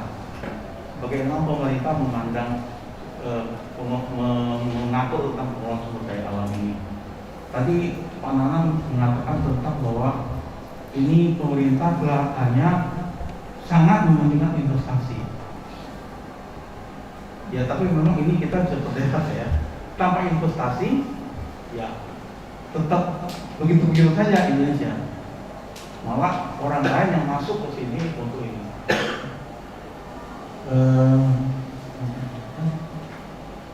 Nah, mungkin maksudnya bagaimana ke depan lah. Menurut saya itu adalah perlu adanya politik sumber daya alam yang jelas yang melindungi masyarakat dan juga melindungi lingkungan. Tanpa ada yang, dan memang harus kita akui peraturan tentang sumber daya alam kita ini tumpang tindih, betul itu. Pengalaman saya kan pernah mengalami juga zaman kayu. Saya juga pemain tambang dan sekarang coba-coba main di sawit. Nah, soalnya memang tambang itu benar-benar berubah. Tapi Pak, tambang itu tidak terlalu banyak memakan luasan tanah kok. Karena dia ngambilnya kan tanah itu hanya yang tambang itu di bawah tanah. Jadi nggak terlalu banyak sebenarnya. Yang banyak kan kelapa sawit. Ini yang apa Pak? Yang batu bara. Batu bara. Yang kalau yang pakai model open pit ada nggak di sini? Kalau Kalimantan semua rata-rata open pit. Sumber juga karena lebih murah, jauh lebih murah daripada kalau mau bawah tanah. Itu biayanya mahal.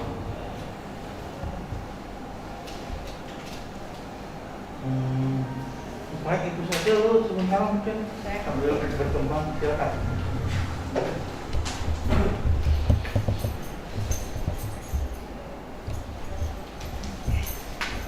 Silakan Ibu, dari mana Ibu? Terima kasih, saya Adindriani Sendiri dari Sarekat Kerja Indonesia. Salam Mas Nanang. Tapi sebelumnya saya mau menyampaikan sedikit soal koneksi acara hari ini. Karena undangan kita kan roundtable discussion sebenarnya dengan jumlah peserta yang limited gitu. Seharusnya memang kita bicara straight to the point, apa yang mau kita bicarakan. Kalau seperti ini kan kita seperti seminar, jadi narasumber yang berbicara, kemudian ada feedback dari teman-teman. Nah, logikanya kita kembali kepada tema kita tentang dilema tata kelola sumber daya alam, kemudian memotret sumber daya alam di daerah. Nah, jadi nanti teman-teman kan akan bicara sesuai dengan kompetensi mereka, mungkin triggernya dari hasil riset yang disampaikan oleh Mas Nanang. Nah, tapi yang mau saya sampaikan hari ini adalah soal tata kelola sumber daya alam. Dari judulnya kan kita punya kata kunci soal dilema. Dilema ini kan artinya mengandung dua opsi, dikerjakan memiliki dampak baik secara sosial, kultural, ekonomi, politik dan sebagainya. Tidak dikerjakan juga memiliki dampak makro, jadi kan ini karena di UI yang ini kita bicaranya. Kemudian soal sumber daya alam ini kan interpretasi atau definisinya kan sangat luas. Ada air, udara, laut, gitu kan, tanah. Gitu. Sementara kita hanya menyoroti satu wilayah saja, yaitu tanah yang terjadi saat ini, terutama dari hasil riset yang disampaikan oleh Mas Nanang tadi. Nah, jadi memang kita harus mengambil salah satu karakteristik mana yang mau kita bicarakan, sehingga kita bisa ketemu masalah tata kelola sumber daya alam khususnya di Sumatera Selatan ini apa. Nah, yang ingin saya sampaikan bahwa masalah tata kelola di Sumatera Selatan ini kan ada dua. Pertama, kita itu punya masalah tentang skema pengelolaannya. Jadi kita juga masih mencari baik negara, pemerintah maupun masyarakat, gitu ya, mencari bagaimana skema pengelolaan sumber daya alam khususnya di Sumatera Selatan. Kemudian yang kedua adalah apa yang mau kita kelola, gitu. Jadi semua itu seperti bersatu tetapi tidak pernah ketemu. Nah, ditambah lagi dengan masalah-masalah sosial lainnya seperti patron kultural. Nah, itu juga jangan dilupakan. Di Sumatera Selatan ini patron kultural itu memiliki pengaruh yang luar biasa. Jadi misalnya dia bisa melakukan pertukaran atau dia melakukan konspirasi oleh dengan pemilik modal di wilayah, misalnya dengan perusahaan dan sebagainya. Kita banyak dengarlah masalah-masalah sumber daya alam ketika berhadapan dengan atau land konflik yang disampaikan oleh Mas Nanang tadi, akibat land grabbing tadi itu ada payung aja. Walaupun itu sudah diinisiasi secara penuh, diadvokasi oleh teman-teman NGO atau masyarakat sipil. Tapi muara atau ujungnya adalah gimana proses penyelesaiannya. Kita nggak pernah ketemu. Karena kita tidak pernah berpikir ada satu komponen lain yang namanya patron kultural. Patron kultural ini merupakan simbolik atau merupakan unsur yang sangat penting yang sering kita lupakan. Masyarakat sipil memandang bahwa musuh itu adalah state negara. State memandang bahwa masyarakat sipil itu adalah akar dari setiap persoalan yang ada di daerah. Tapi patron kultural ini dia berada di tengah, yang dua-dua kakinya itu ada di antara state dan masyarakat sipil, yang dia mengambil keuntungan agar kondisi usahanya tidak terancam. Jadi dari tematik tentang dilema tata kelola aja kita tuh sudah sangat kompleks. Kompleksitas itu luar biasa. Kita sekarang mau mulai dari mana? Mau meredusir konflik terlebih dahulu supaya kita bisa melakukan tata kelola dengan baik, terutama soal sumber daya alam ini, atau kita mau membuat skema baru tentang tata kelola yang semua stakeholder di dalamnya masuk. Kira-kira nyambung nggak gitu? Yang kita bilang bahwa multi stakeholder forum atau multi stakeholders yang terdiri dari state, kemudian ada masyarakat sipil, ada media, ada apa yang disebut dengan pentahelix itu di mana sekarang kemajuannya, progres. Masyarakat sipil dengan itu tetap berlawan, negara berlawan terhadap rakyatnya untuk memenangkan pertempuran penguasaan hak atas sumber daya alam ini. Nah, sementara kita lupa ada simbol-simbol di daerah yang kita nggak ikut ke dalam itu, yang tidak terikut ke dalam itu. Jadi mau sifatnya adalah participatory mapping, mau sifatnya adalah multi stakeholder forum, mau sifatnya adalah kemitraan dan sebagainya, kita tetap akan ketemu masalahnya dengan tata kelola ini dan dengan sumber daya alam yang kita perlukan ini. Sementara prosesi simbolik atau patron kultural ini itu kita terlewatkan. Kita melihat patron kultural ini kan masyarakat dan tokoh agama dan sebagainya. Tapi siapa yang memegang kekuasaan sumber daya alam di daerah ini kita nggak pernah tahu gitu. Ada banyak orang-orang yang invisible hand yang menjadi patron kultural yang disupport. Nah, mungkin ke depan ya kita harus melihat itu sebagai peluang, prospektus untuk didetilkan sebagai sebuah masalah yang memang harus kita selesaikan. Kalau tidak ya kita akan berasumsi bahwa negara ini adalah enemy yang harus dihancurkan, dan negara menganggap masyarakatnya sendiri adalah enemy yang harus dihancurkan untuk kepentingan investasi. Nah, sampai kapanpun WALHI akan tetap berlawan, Syarikat Hijau akan berlawan, negara juga akan mempunyai opsi bahwa kita ini tidak mengganggu kenyamanan investasi, nah kita tidak pernah akan ketemu di sini.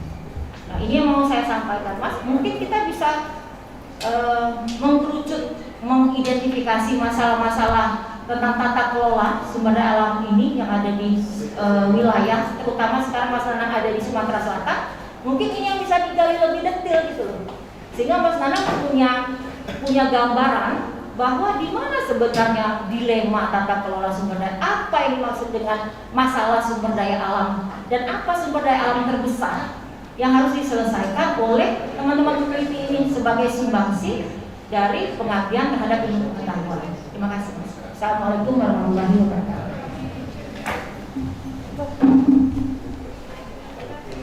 Mau nambahin lagi? Ya. Boleh. Bentar aja. Oke, terima kasih. Saya cuma mengoreksi data sebenarnya.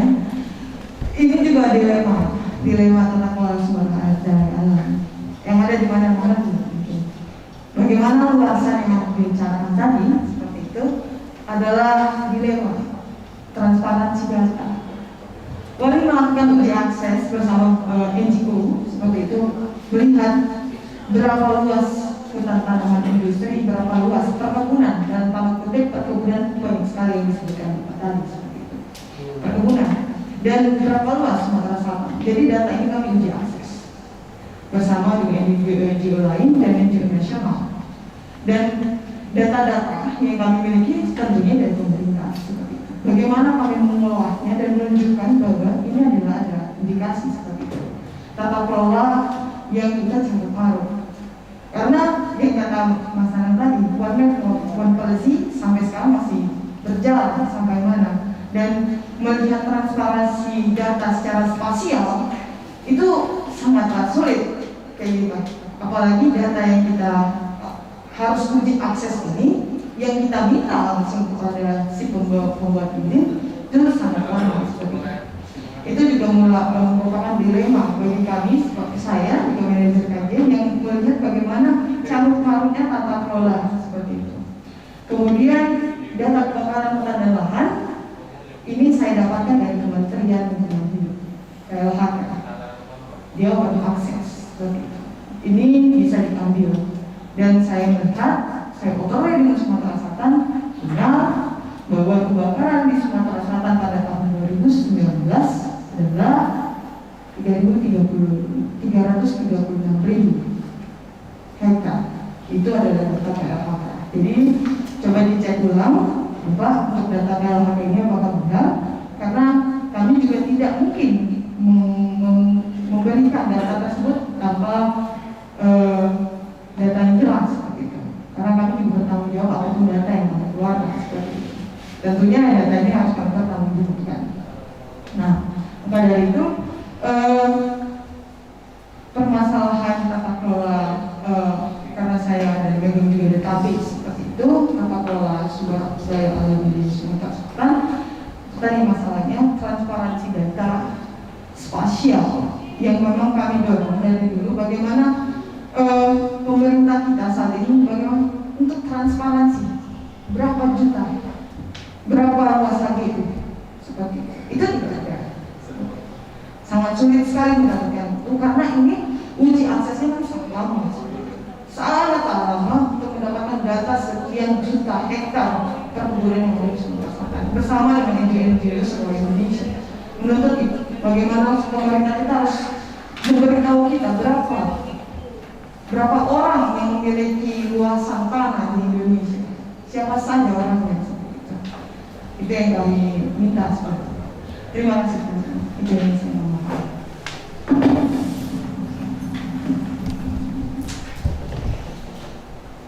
Terima kasih. Seru ya, mulai perspektif yang saya berbeda. Ini mau kita Bapak mau lanjut lagi Mas? Maksudnya ada pertanyaan lagi?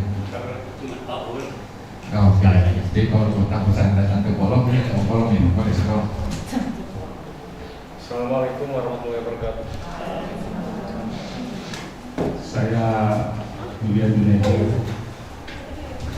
Di tangan saya mewakili Serikat Petani Indonesia wilayah Sumatera Selatan. Kami sudah banyak bicara soal bagaimana kepemilikan lahan agraria. Disebutkan bahwa korporasi baik sawit maupun API mendominasi kepemilikan lahan. Kalau ini tadi dibantah karena di sawit juga ada sawit plasma dan sawit mandiri, karet juga secara besar. pemerintah rakyat dan lain sebagainya.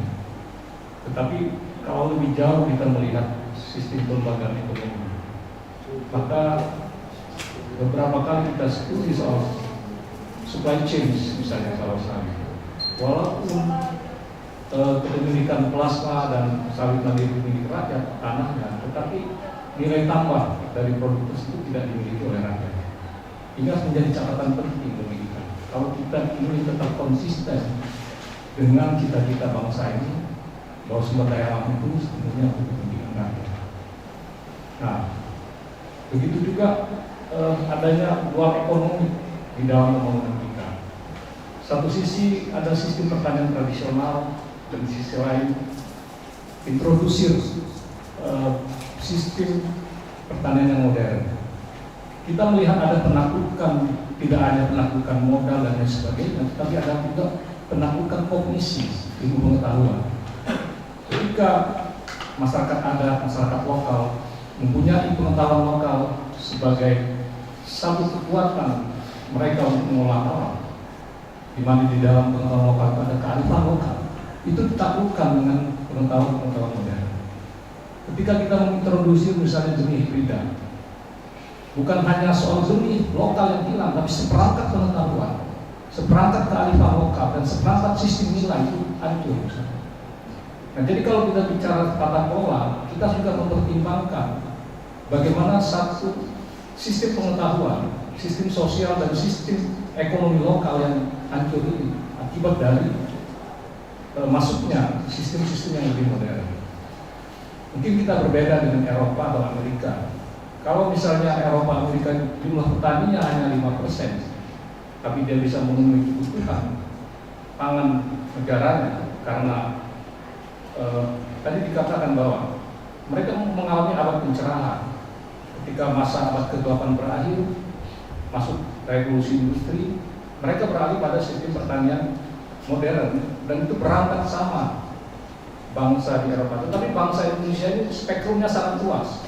Ada yang masih pakai koteka, ada yang sudah melebihi cara berpikir, bukan cara berpikir, perilaku barat misalnya. Nah, spektrum yang luas inilah menurut saya tata kelola sumber daya alam di Indonesia ini tidak bisa dilakukan secara sentralistik, tidak bisa juga dilakukan secara umum, tetapi harus melihat lokal spesifiknya juga, sehingga tidak ada penaklukan, tidak ada pengusuran dan lain sebagainya. Karena itu di Serikat Petani Indonesia ini tetap saja mempromosikan misalnya tentang reforma agraria. Jadi agrarian reform itu bagaimana tidak hanya mendistribusikan aset tapi juga akses terhadap petani-petani itu juga menjadi perjuangan kita sampai saat ini. Walaupun negara itu sudah mengambil isu itu dengan perpresnya tentang reforma agraria, tapi kalau kita lihat memang ada hal yang substansi yang luput dari sana. Artinya dia tidak mengurangi ketidakadilan, tetapi lahan-lahan yang distribusikan itu adalah lahan-lahan yang terlantar dan lahan-lahan yang pelepasan kawasan hutan. Tapi kita tidak pernah mengkoreksi perusahaan-perusahaan yang memonopoli kepemilikan lahan yang sangat luas tersebut. Nah, artinya distribusi itu juga tidak mengurangi ketidakadilan. Kalau kita substansi reforma agraria itu adalah mengurangi ketidakadilan, tetapi apa yang dilakukan sekarang belum mencapai hal tersebut. Hanya saja mungkin memberikan sertifikat, memberikan akses terhadap pengelolaan hutan seperti hutan sosial dan lain sebagainya. Lalu juga kita dalam tata kelola ini kita mempromosikan juga kedaulatan pangan. Jadi selain reforma agraria kita mempromosikan kedaulatan pangan. Ini kedaulatan pangan ini adalah satu konsep yang berlawanan dengan ketahanan pangan. Jadi kalau ketahanan pangan itu indikatornya cuma ketersediaan dan kemampuan masyarakat untuk mengakses pangan tersebut. Persoalan pangan itu bisa disediakan dari pasar, impor dan lain sebagainya, itu tidak masalah. Tetapi kalau kedaulatan pangan kita lebih jauh, bagaimana memperkuat posisi pangan nasional sebenarnya. Bagaimana pangan itu memang betul diproduksi secara nasional, tetapi juga secara kognitif, secara pengetahuan juga kita berbasis pada pengetahuan lokal misalnya. Yang tentu pengetahuan lokal ini harus mempunyai perspektif, dua perspektifnya, perspektif keadilan sosial dan perspektif lingkungan hidup. Bagaimana lingkungan hidup ini berkelanjutan? Karena itu di dalam memproduksi kedokteran pangan juga kita produksi dengan cara agroekologi misalnya. Jadi tidak menggunakan misalnya pupuk kimia, pestisida kimia dan lain sebagainya. Nah, semua agenda-agenda yang diusung oleh Serikat Petani Indonesia ini adalah bagaimana kita ingin meletakkan kembali tata kelola sumber daya alam ini adalah dalam perspektif keadilan dan dalam perspektif kita menyelamatkan lingkungan hidup. Terima kasih. Assalamualaikum warahmatullahi wabarakatuh.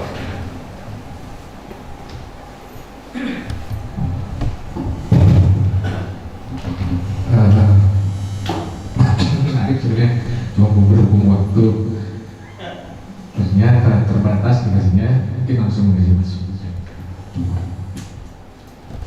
Baik, terima kasih sekali. Saya kira ini cerita-cerita menarik dari Sumatera Selatan yang memberikan gambaran kepada kita tentang betapa kompleksnya tata kelola sumber daya alam, bukan cuma di Sumatera Selatan, tapi juga di Indonesia saya kira. Nah, saya mungkin masuk sedikit tadi dari apa yang disampaikan Pak Julian Junaidi terkait dengan soal sistem pengetahuan. Nah, memang kita harus pahami bahwa perubahan sosial itu juga membutuhkan negosiasi antara pengetahuan baru dengan pengetahuan lama. Dan apa yang dilakukan misalnya dengan pemetaan partisipatif ini, kalau dalam kasus Kalimantan Tengah dan juga di beberapa tempat yang lainnya, adalah upaya untuk memadukan sebenarnya bagaimana pengetahuan lama itu juga terkoneksi, terhubung dengan pengetahuan yang lebih modern, sehingga memungkinkan konsep dan prinsip tentang keadilan sosial itu bisa dicapai ke sana. Nah, tentu ini bukan sesuatu hal yang statis. Artinya, saya setuju bahwa mengedepankan tentang sistem pengetahuan lokal itu menjadi elemen penting supaya ide tentang tata kelola sumber daya alam itu berkelanjutan dan juga berkeadilan itu ada. Tapi juga pada sisi yang lain membuka ruang terhadap negosiasi kebudayaan, membuka ruang negosiasi terhadap pengetahuan yang beragam yang juga masuk ke dalam masyarakat. Saya kira juga menjadi hal penting di situ. Salah satu hal yang sering didiskusikan misalnya ketika orang berbicara tentang pengetahuan lokal, seberapa lokal itu? Apakah lokal itu memang sesuatu yang tumbuh dari dalam sana, ataukah dia juga muncul dari pertautan dan pertemuan dengan berbagai macam pengetahuan kebudayaan dari yang lain? Nah, kalau kita memahami pengetahuan dan kebudayaan sebagai sesuatu yang dinamis, maka kemudian dia diletakkan di dalam proses pertautan secara terus-menerus itu. Jadi saya setuju bahwa sistem pengetahuan lokal itu juga harus dikedepankan, tapi juga bagaimana menempatkannya di dalam sebuah konteks peradaban yang berubah dan menegosiasikan ulang. Itu saya kira juga memungkinkan masyarakat itu juga selain dia memiliki akar, tapi juga dia bisa adaptif terhadap perkembangan pengetahuan yang baru yang ada di luar. Nah, tapi tentu tadi bahwa ini tentu harus ditujukan dalam ide dan semangat untuk mencapai yang akan disampaikan sebagai prinsip dari keadilan sosial. Nah, cuma yang kemudian dimaksud dengan keadilan seperti apa, ini kalau kita lihat ya harus dipahami sebagai sesuatu yang politis, harus diperjuangkan secara tersebut. Dan saya kira apa yang dilakukan oleh Serikat Petani Indonesia sekarang ini adalah mencoba untuk kemudian memberikan definisi baru tentang apa sih yang kemudian disebut sebagai tata kelola sumber daya alam yang baik. Yang tentunya ini juga akan berbeda terhadap misalnya GAPI misalnya dalam cara melihat tentang tata kelola yang baik itu seperti apa. Akan berbeda misalnya dengan cara pandang dari masyarakat sipil di dalam melihat itu. Tetapi pertemuan untuk mempertemukan dan kemudian menegosiasikan berbagai macam sudut pandang ini saya kira menjadi ruang penting untuk kemudian orang ketemu pada satu titik. Oke, yang akan dilakukan adalah ini. Nah, itu mungkin yang sangat cepat bisa saya lakukan. Terus yang saya bisa jawab tadi. Lalu kaitannya dengan soal teman dari serikat hijau ya, berbicara tentang soal ini kompleks sekali. Saya setuju. Jadi justru karena kompleksitas itulah ketika kita bicara soal dilema, gitu. Dilemanya macam-macam. Di dalam masyarakat di bawah, dilema itu dialami. Di dalam diri pemerintah, dilema itu dialami. Misalnya tekanan terhadap, misalnya kalau kita bicara soal pemerintah ya, bagaimana tekanan terhadap kebutuhan untuk pertumbuhan ekonomi dihadapkan pada tekanan dari global untuk kemudian melakukan keberlanjutan secara ekologis. Itu dilema yang sudah dihadapi. Mana yang mau diambil? Dan pengusaha misalnya juga berhadapan dengan dilema itu. Yang namanya pengusaha itu kan, yang namanya unit usaha, pasti kan kemudian intinya adalah soal profit. Bagaimana kita mendapatkan profit dan benefit dari proses usaha yang dilakukan. Tapi juga pada saat yang sama dia tidak bisa melakukan yang seluas-luasnya untuk mendapatkan profit tanpa kemudian mempertimbangkan isu soal keberlanjutan lingkungan, isu ekologis yang kemudian juga harus diadopsi dalam cara baru. Nah, kalau di sektor sawit misalnya, lepas dari soal pro kontra dan kemudian soal apakah dia berhasil atau tidak, RSPO misalnya, itu menjadi salah satu mekanisme yang kemudian mencoba menjembatani dilema itu. Bisa ini dilakukan, tapi kemudian juga harus diperhitungkan sustainabilitas sosialnya seperti apa, sustainabilitas ekonominya seperti apa. Tapi saya setuju tadi bahwa ini kompleks. Tapi yang penting adalah mencoba mencari titik masuknya dari mana. Nah, saya tidak tahu misalnya tadi ada cerita tentang soal patron kultural gitu. Patron kultural ya. Nah, itu kan sebenarnya terjadi di berbagai masyarakat. Kalau kita ke Kalimantan juga sama, ada yang kayak gitu. Di masyarakat Papua juga ada yang semacam itu. Tapi itulah orang-orang kunci yang selama ini memang memainkan bagaimana proses sumber daya alam itu bekerja dan distribusikan. Nah, cuma memang selama ini kadang-kadang tidak terjangkau ini aktor-aktor ini. Nah, bayangan saya justru adalah cara kita mengelola dilema sumber daya alam ini juga harus secara luas melibatkan aktor-aktor yang sebenarnya memiliki peran kunci di sana. Cuma selama ini kan terhindarkan, tidak terlibat dan cukup maksimal orang-orang ini. Bahkan kemudian berada di pinggiran, itu tidak dianggap penting karena susah dan lain sebagainya. Tapi sebenarnya mereka memainkan faktor kunci di dalam pengelolaan sumber daya alam. Nah, barangkali itu akan bisa diatasi salah satunya dalam jangka menengah maupun panjang adalah mendorong ide tadi yang disebutkan tentang transparansi. Ini siapa sih yang punya? Berapa luasannya? Ada di mana saja? Cuma ini juga dilema juga bagi negara. Transparan terhadap hal itu bisa jadi kemudian menjadi problem politik di dalam negara itu sendiri. Karena aspek sekresi itu dalam beberapa hal menjadi bagian dari cara kerja negara. Nah, soal baik buruk itu soal nanti, kalau baik dan buruk. Tapi negara menganggap bahwa ada hal yang perlu ditransparankan, tapi ada yang tidak.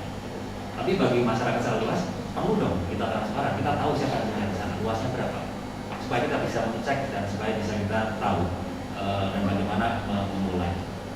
Nah, tapi kembali soal tadi, saya tidak akan bisa menjawab semua itu, tapi ini bagian dari saya kira bagian dari sharing kita untuk kemudian saling koreksi dan saling mengevaluasi, saling melihat satu dengan yang lain.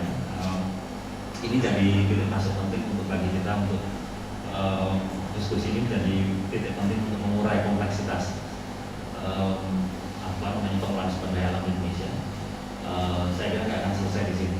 Nanti misalnya ada hal-hal lain yang mungkin bisa kita lakukan secara bersama lewat riset, lewat diskusi dan sebagainya yang menjadi bagian penting dari masing-masing. Ini kan ada akademisi, ada organisasi masyarakat sipil, ada dari serikat petani, dari ada pengusaha dan sebagainya, mempertemukan masing-masing perspektifnya dalam tata kelola sumber daya. Dan saya kira ke depan akan menjadi lebih maksimal lagi. Saya kira itu mas. Apa? Boleh. Tadi. Ya kalau dari sini formalnya sebentar lagi. Kan dari sini boleh. Ada sesi Maaf karena saya merasa bahwa ini roundtable discussion jadi boleh. Ya yang harus kita pikirkan adalah model ikhtiar tata kelolanya.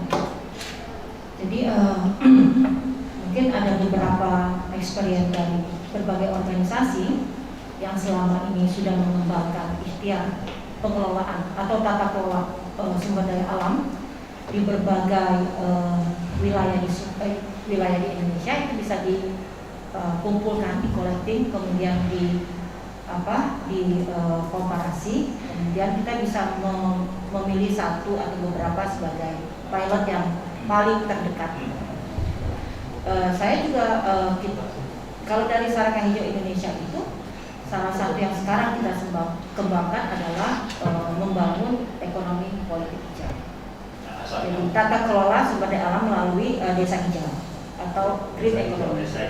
Konkretnya gimana Pak? Jadi kita membaginya dengan jadi tata kelola sumber daya alam itu kita bagi dengan 3 tipologi, yaitu pengelolaan desa berbasis komoditi lokal, pesisir laut dan pantai. Nah, kemudian kemudian terakhir adalah pariwisata desa. Jadi yang sekarang yang mau kita akomodasi, kita reduksi tingkat kerusakan sumber daya alam ini adalah tidak membuat sesuatu yang baru, yang sifatnya eksploitatif, tapi tidak memperpanjang usia ekologi lingkungan hidup.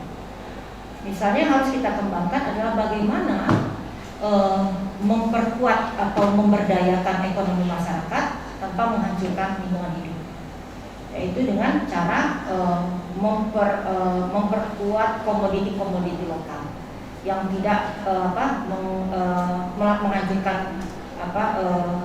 tidak memberikan kontribusi kehancuran pada satu tempat.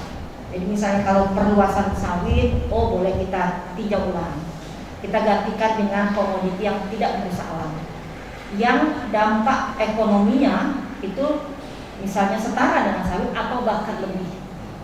Misalnya kita bisa mencari tanaman-tanaman yang tidak memberikan dampak kerusakan lingkungan, yang perlakuannya itu tidak seperti kita merusak alam.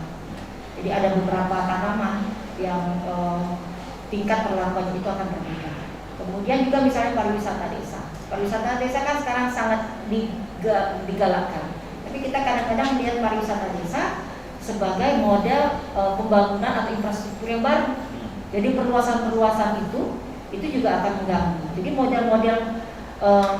model-model ke depan atau ikhtiar model pengelolaan sumber daya alam itu yang mesti kita kumpulkan, yang kemudian kita komparasi dan kita ambil pendekatan-pendekatannya yang bisa kita pakai untuk meredusir tingkat kerusakan terhadap lingkungan hidup. Jadi kan tipologi atau karakter sumber daya alam di Indonesia ini hampir sama lah. Kemungkinan kita bisa mengambil 1, 2 atau 3 pendekatan yang bisa diberlakukan di wilayah-wilayah yang sama secara karakteristik wilayahnya. Sedikit saja. Jadi soal persepsi. Jadi mungkin kita tidak mungkin menyamakan persepsi, tapi setidaknya mendekatkanlah supaya kita bisa ini siapa Pak? Ke semua. Jadi kita bisa nanti bicara dilema tata kelola itu dengan tapi ada yang persepsi yang sudah dekat. Jangan malah bertentangan dan tidak akan ketemu nantinya. Lalu soal stigma, ini hanya terakhir soal stigma. Tolong stigma itu juga jangan terlalu diinikan. Tadi saya dengar sepintas sawit itu merusak lingkungan dan sebagainya. Karena mungkin disebut monokultur. Tidak juga, karena di Eropa itu semua monokultur. Nah, Eropa itu karena sudah monokultur memaksa kita multikultur. Jadi kita juga kelihatannya ikut dengan gendang mereka. Jadi yang boleh monokultur nggak bagus, mereka sendiri monokultur kok. Finlandia yang katakanlah lingkungan hidup paling bagus, itu monokultur, hutan pinus yang dimanfaatkan. Kenapa kita mau ditekan oleh itu? Kita juga nggak mau ditekan, misalnya soal CPO. Nggak mau beli, kita bikin B30.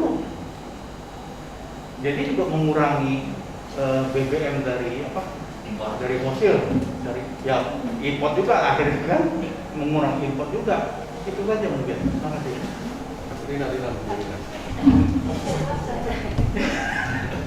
Ini tukang diskusi kelas berat semua kayaknya nih. Enggak selesai. Bismillahirrahmanirrahim. Assalamualaikum warahmatullahi wabarakatuh. Menarik ya, round table diskusi kita hari ini. Walaupun saya tidak merasakan dalam suasana round table kan, karena yang saya tahu seperti yang disampaikan oleh Mbak Ade tadi, round table itu ya itu tadi mengumpulkan stakeholder gitu, dan di sana masing-masing harus ngomong gitu kan dengan latar belakang dan pengalaman masing-masing. Tapi nggak apa-apa lah, tetap kita syukuri dan kita ambil manfaatnya dari pertemuan ini. Kalau kita merujuk ke dilema tata kelola sumber daya alam, terkait dengan dilema, saya pikir memang hampir semua tempat ya di Indonesia di sini memang terkait dengan tata kelola sumber daya alam itu memang memiliki dilemanya masing-masing. Juga di Sumatera Selatan. Tadi dari berbagai perspektif juga sudah disampaikan oleh kawan-kawan, tapi mungkin saya akan mengingatkan di sini dari perspektif perempuan, karena dilema ini juga merokok perempuan, jadi banyak sekali tata kelola sumber daya alam itu yang berdampak terhadap perempuan, entah itu air, entah itu hutan, tanah dan lain-lain. Salah satu contoh, kalau kita yang mendampingi kasus tadi tanah di Ogan Ilir itu diancam akan diperkosa, akan dibunuh dan lain-lain gitu ya. Dan sampai dengan saat ini belum ada perlindungan terhadap perempuan pejuang lingkungan atau pejuang kelola sumber daya alam gitu kan. Mungkin harapan kita semua bahwa ke depan ini juga harus terus kita pikirkan dan kita agendakan bagaimana melindungi perempuan-perempuan yang memang terdampak dari tata kelola sumber daya alam gitu kan. Kita selalu terjebak di ngomong persoalan secara umum, tapi untuk yang spesifik yang terdampak perempuan dan anak itu jarang sekali saya lihat di forum besar itu dibicarakan secara spesifik gitu. Mudah-mudahan ini juga bisa berkontribusi untuk menjadikan bahan pembicaraan ke depan gitu. Baik, saya jawab. Saya Inabasi dari Yayasan Indonesia. Inabasi Yayasan Perspek. Waduh, seru banget ini. Ternyata banyak diskusi teman-teman diskusi yang kayak kelas berat semua, dan masalah waktu ini karena waktu tidak memungkinkan, jadi izinkan saya sendiri yang bertanya kan. Saya nggak mau ngasih lagu ke kalian. Jadi gini Mas, kan banyak dari permasalahan tentang pengolahan sumber daya alam atau bahkan untuk masalah yang saya ini masalah agrarian ini. Apakah ada kalau misalkan kalau di Kalimantan itu dari hutan menjadi sawit, bagaimana dengan kasus ketika sebuah daerah yang dia memang sudah terbiasa ibaratnya terbiasa mengalami perubahan tanaman komoditas.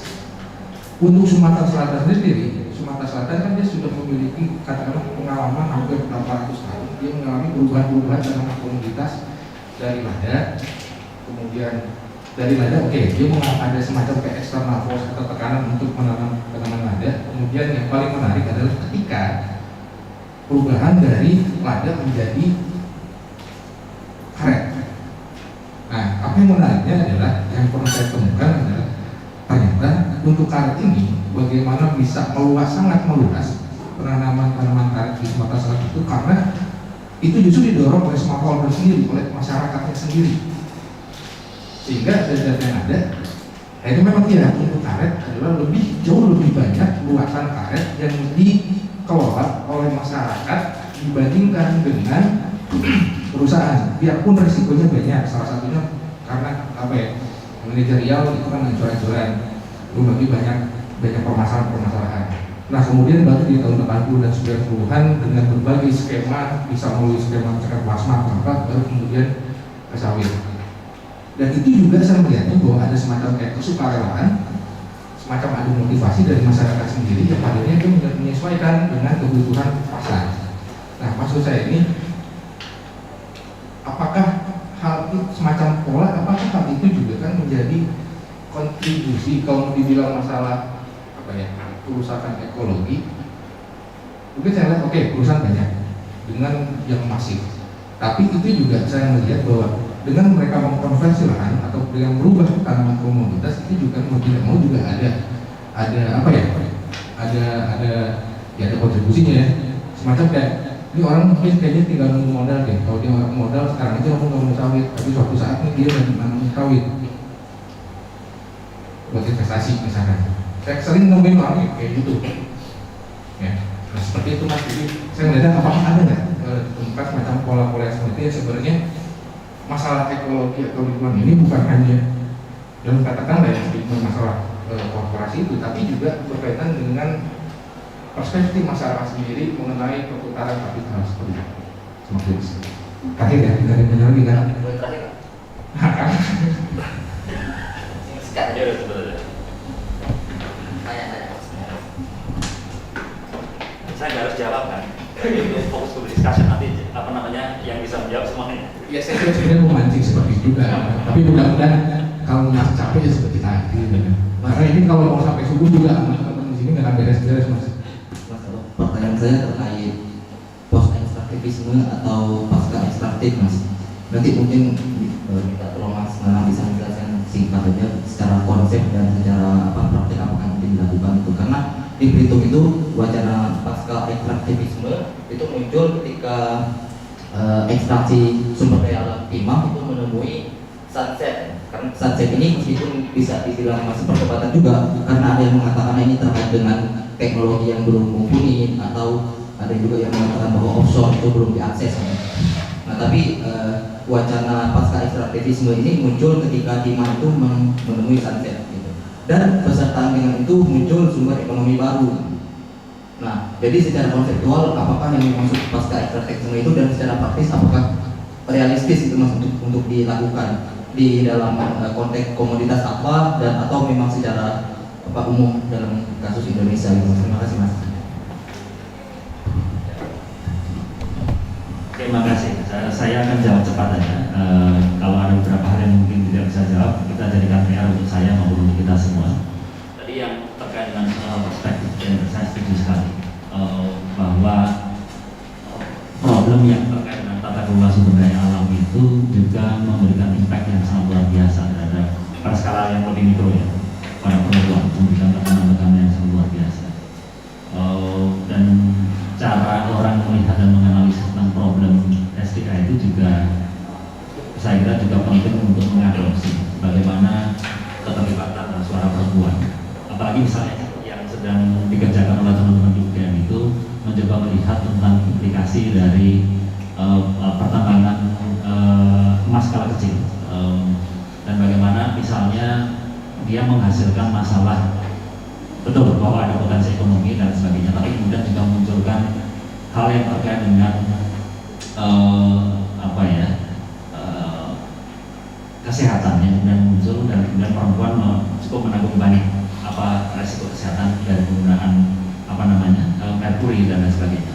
Nah, tapi kembali ke soal tadi, kalau kita lihat di dalam kajian akademis, di dalam political ecology misalnya, perspektif tentang apa yang kita sebut sebagai ekofeminisme itu telah berkembang luas, yang pada prinsipnya mereka mengatakan bahwa tata kelola sumber daya alam itu sangat maskulin sekali, sehingga ketika dia sangat maskulin, sangat laki-laki sekali, ketika orang berbicara tentang bagaimana solusi menyelesaikan problem-problem sumber daya alam, maka kemudian fokus pada maskulinitas menjadi penting. Perspektif dari perempuan tidak banyak diadopsi dalam proses itu. Nah, saya kira ini mendorong kita untuk bukan cuma memikirkan, tapi juga untuk bertindak dan kemudian mengintegrasikan model tata kelola sumber daya alam yang jauh lebih inklusif gitu ya. Kalau tadi kan sebenarnya saya juga berbicara pada skala mikro tentang bagaimana masyarakat adat, tapi bahkan di dalam masyarakat adat sendiri juga ada skala yang lebih kecil lagi, ada divisi gender di sana kan, gender division yang kemudian memungkinkan kita perlu melihat itu secara lebih detail. Saya setuju itu. Yang kedua tadi soal dari Mas Julian. Kita harus melihat bahwa perkembangan dan eksploitasi sumber daya tata kelola sumber daya alam di Indonesia itu prosesnya panjang. Jadi kita tidak boleh memotong dalam satu periode waktu. Dia adalah bagian panjang dari proses yang sudah berabad-abad ada di sini. Apa yang terjadi di Timah, di Bangka dan itu bukan sekedar persoalan yang hari ini. Dia sudah dimulai ratusan tahun yang lalu. Apa yang terjadi dengan karet sebenarnya kalau kita lihat dalam sejarahnya itu juga sudah panjang.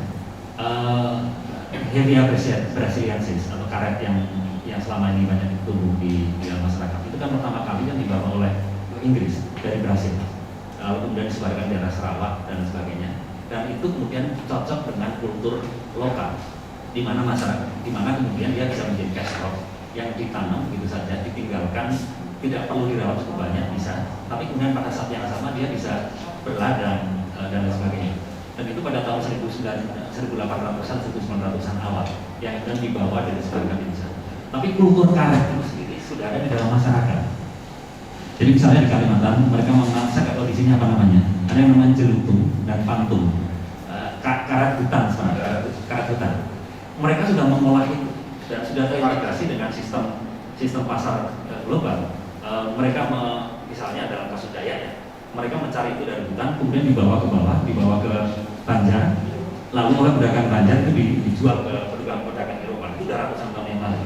Nah kemudian ketika muncul Hevia brasiliensis ini masuk ke sini, itu nyambung dengan kultur yang sudah mengakar dalam praktek keseharian sehingga kemudian plok gitu. Nah poin yang saya katakan adalah bahwa isu soal sumber daya alam itu soal yang panjang, tidak bisa dipotong dalam periode waktu tertentu sekarang ini. Ada faktor kesejahteraan yang memungkinkan. Saya cuma ingin mengatakan bahwa selalu ada cara bagi manusia untuk beradaptasi dan memberikan makna terhadap alam. Nah, tadi pagi misalnya diskusi kuliah kita dengan mahasiswa, Pak Dekan memulai dengan sangat menarik tentang konsep bagaimana manusia itu menjadi khilafah di atas muka bumi dalam dua hal. Satu, bagaimana memanfaatkan alam untuk kemudian menjadi bagian dari cara dia merawat kehidupan dan peradaban manusia. Tapi pada saat yang lain, khalifah itu juga dimaknai sebagai bagaimana orang itu memimpin, mengambil kebijakan, mengambil polisi yang kemudian memberikan perspektif keadilan bagi semuanya, makmuran. Nah, poin yang saya katakan adalah bahwa mengambil profit dari alam itu nggak masalah, bisa sih, nggak ada masalah. Tapi kemudian yang juga tidak kalah pentingnya adalah bahwa kehidupan manusia itu juga tidak semata ekonomi. Ada aspek kultural tadi yang disampaikan oleh Pak Sunedi. Ada aspek kultural, ada aspek sosial, ada aspek keberlanjutan ekologis yang memungkinkan manusia itu menjadi beingnya, adanya itu jadi lebih jelas. Nah karena itulah bahwa profit itu satu hal, tapi juga mempertimbangkan faktor kultural, mempertimbangkan faktor keberlanjutan, itu juga menjadi hal yang integral yang harus diperhatikan di sana. Dan saya kira sekarang company perusahaan yang bekerja di sektor sumber daya alam mau tidak mau harus beradaptasi dengan itu, ya kan? Konsep tentang RSPO misalnya atau di mana TWG misalnya, itu adalah bagian dari cara supaya kemudian prinsip tentang gender, prinsip tentang keberlanjutan sosial, prinsip tentang keberlanjutan ekonomi itu memberikan makna baru bagi orang untuk mempergunakan sumber daya alam. Tapi tentunya tadi ide tentang berkeadilan gitu. Nah, cuma persoalannya adalah yang disebut sebagai berkeadilan itu apa? Itu kan harus ditemukan terus, harus didefinisikan dari waktu ke waktu. Bisa jadi pada satu waktu yang disebut sebagai berkeadilan dan pas itu semacam ini, tapi pada konteks sosial yang berbeda bisa jadi nggak pas gitu. Nah, tapi kemudian mempertemukan, mendiskusikan, membuka ruang untuk pendefinisian baru ini berdasarkan pengetahuan perkembangan masyarakat itu menjadi hal yang tidak bisa diabaikan. Nah, yang terakhir tadi soal post extractivism. Jadi misal di Belitung itu tadi dia mengatakan bahwa sudah sunset gitu ya, Timah gitu, meskipun katanya masih banyak juga di laut yang mau ditambang. Tapi ide tentang post extractivism bahwa melakukan variasi terhadap sektor-sektor ekonomi dalam masyarakat yang tidak hanya mengandalkan pada ekstraktivisme, tapi kemudian juga mengembangkan pada sektor pariwisata, sektor pertanian berbasis masyarakat, itu akan bisa membantu itu. Cuma persoalannya adalah ketika ketika post ekstraktif bisa sebagai sebuah ide untuk kemudian keluar dari sekedar tidak lagi mengandalkan sepenuhnya pada industri ekstraktif, itu oke. Tapi pertanyaannya adalah siapa yang akan mendapatkan benefit lebih dari situ. Jangan sampai kemudian ketika misalnya sekarang ide tentang pariwisata yang dikembangkan oleh masyarakat dari bawah, lalu kemudian lada yang itu tumbuh di dalam tradisi masyarakat di Belitung dulu lama sekali sebagai bagian dari ide ekstraktivisme. Tapi kemudian ketika itu dikembangkan, yang masuk kemudian adalah didominasi oleh modal besar. Saya tidak mengatakan bahwa modal besar itu tidak diperlukan, akan tetapi kalau itu dominan dan kemudian mematikan kelompok-kelompok kecil masyarakat yang selama ini bergantung pada itu, maka ini akan menjadi resiko jangka panjang secara sosial dan ekologis juga. Nah, saya kira mencari seimbang tadi. Kalau kita bicara soal mengelola tata kelola sumber daya alam itu ya gimana caranya dia memberikan makna terhadap manusia secara ekonomis, tapi pada sisi yang lain juga kemudian prinsip tentang keadilan, prinsip tentang berkelanjutan itu juga inherent di dalam cara kita melihat dan memperlakukan.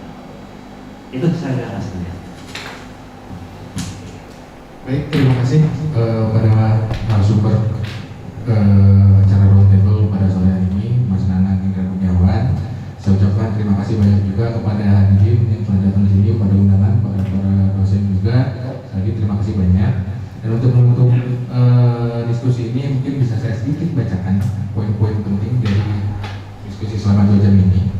Bahwa dalam masalah tata kelola sumber daya alam ini, untuk konteks Sumatera Selatan memang masih banyak hal yang patut untuk didiskusikan kembali.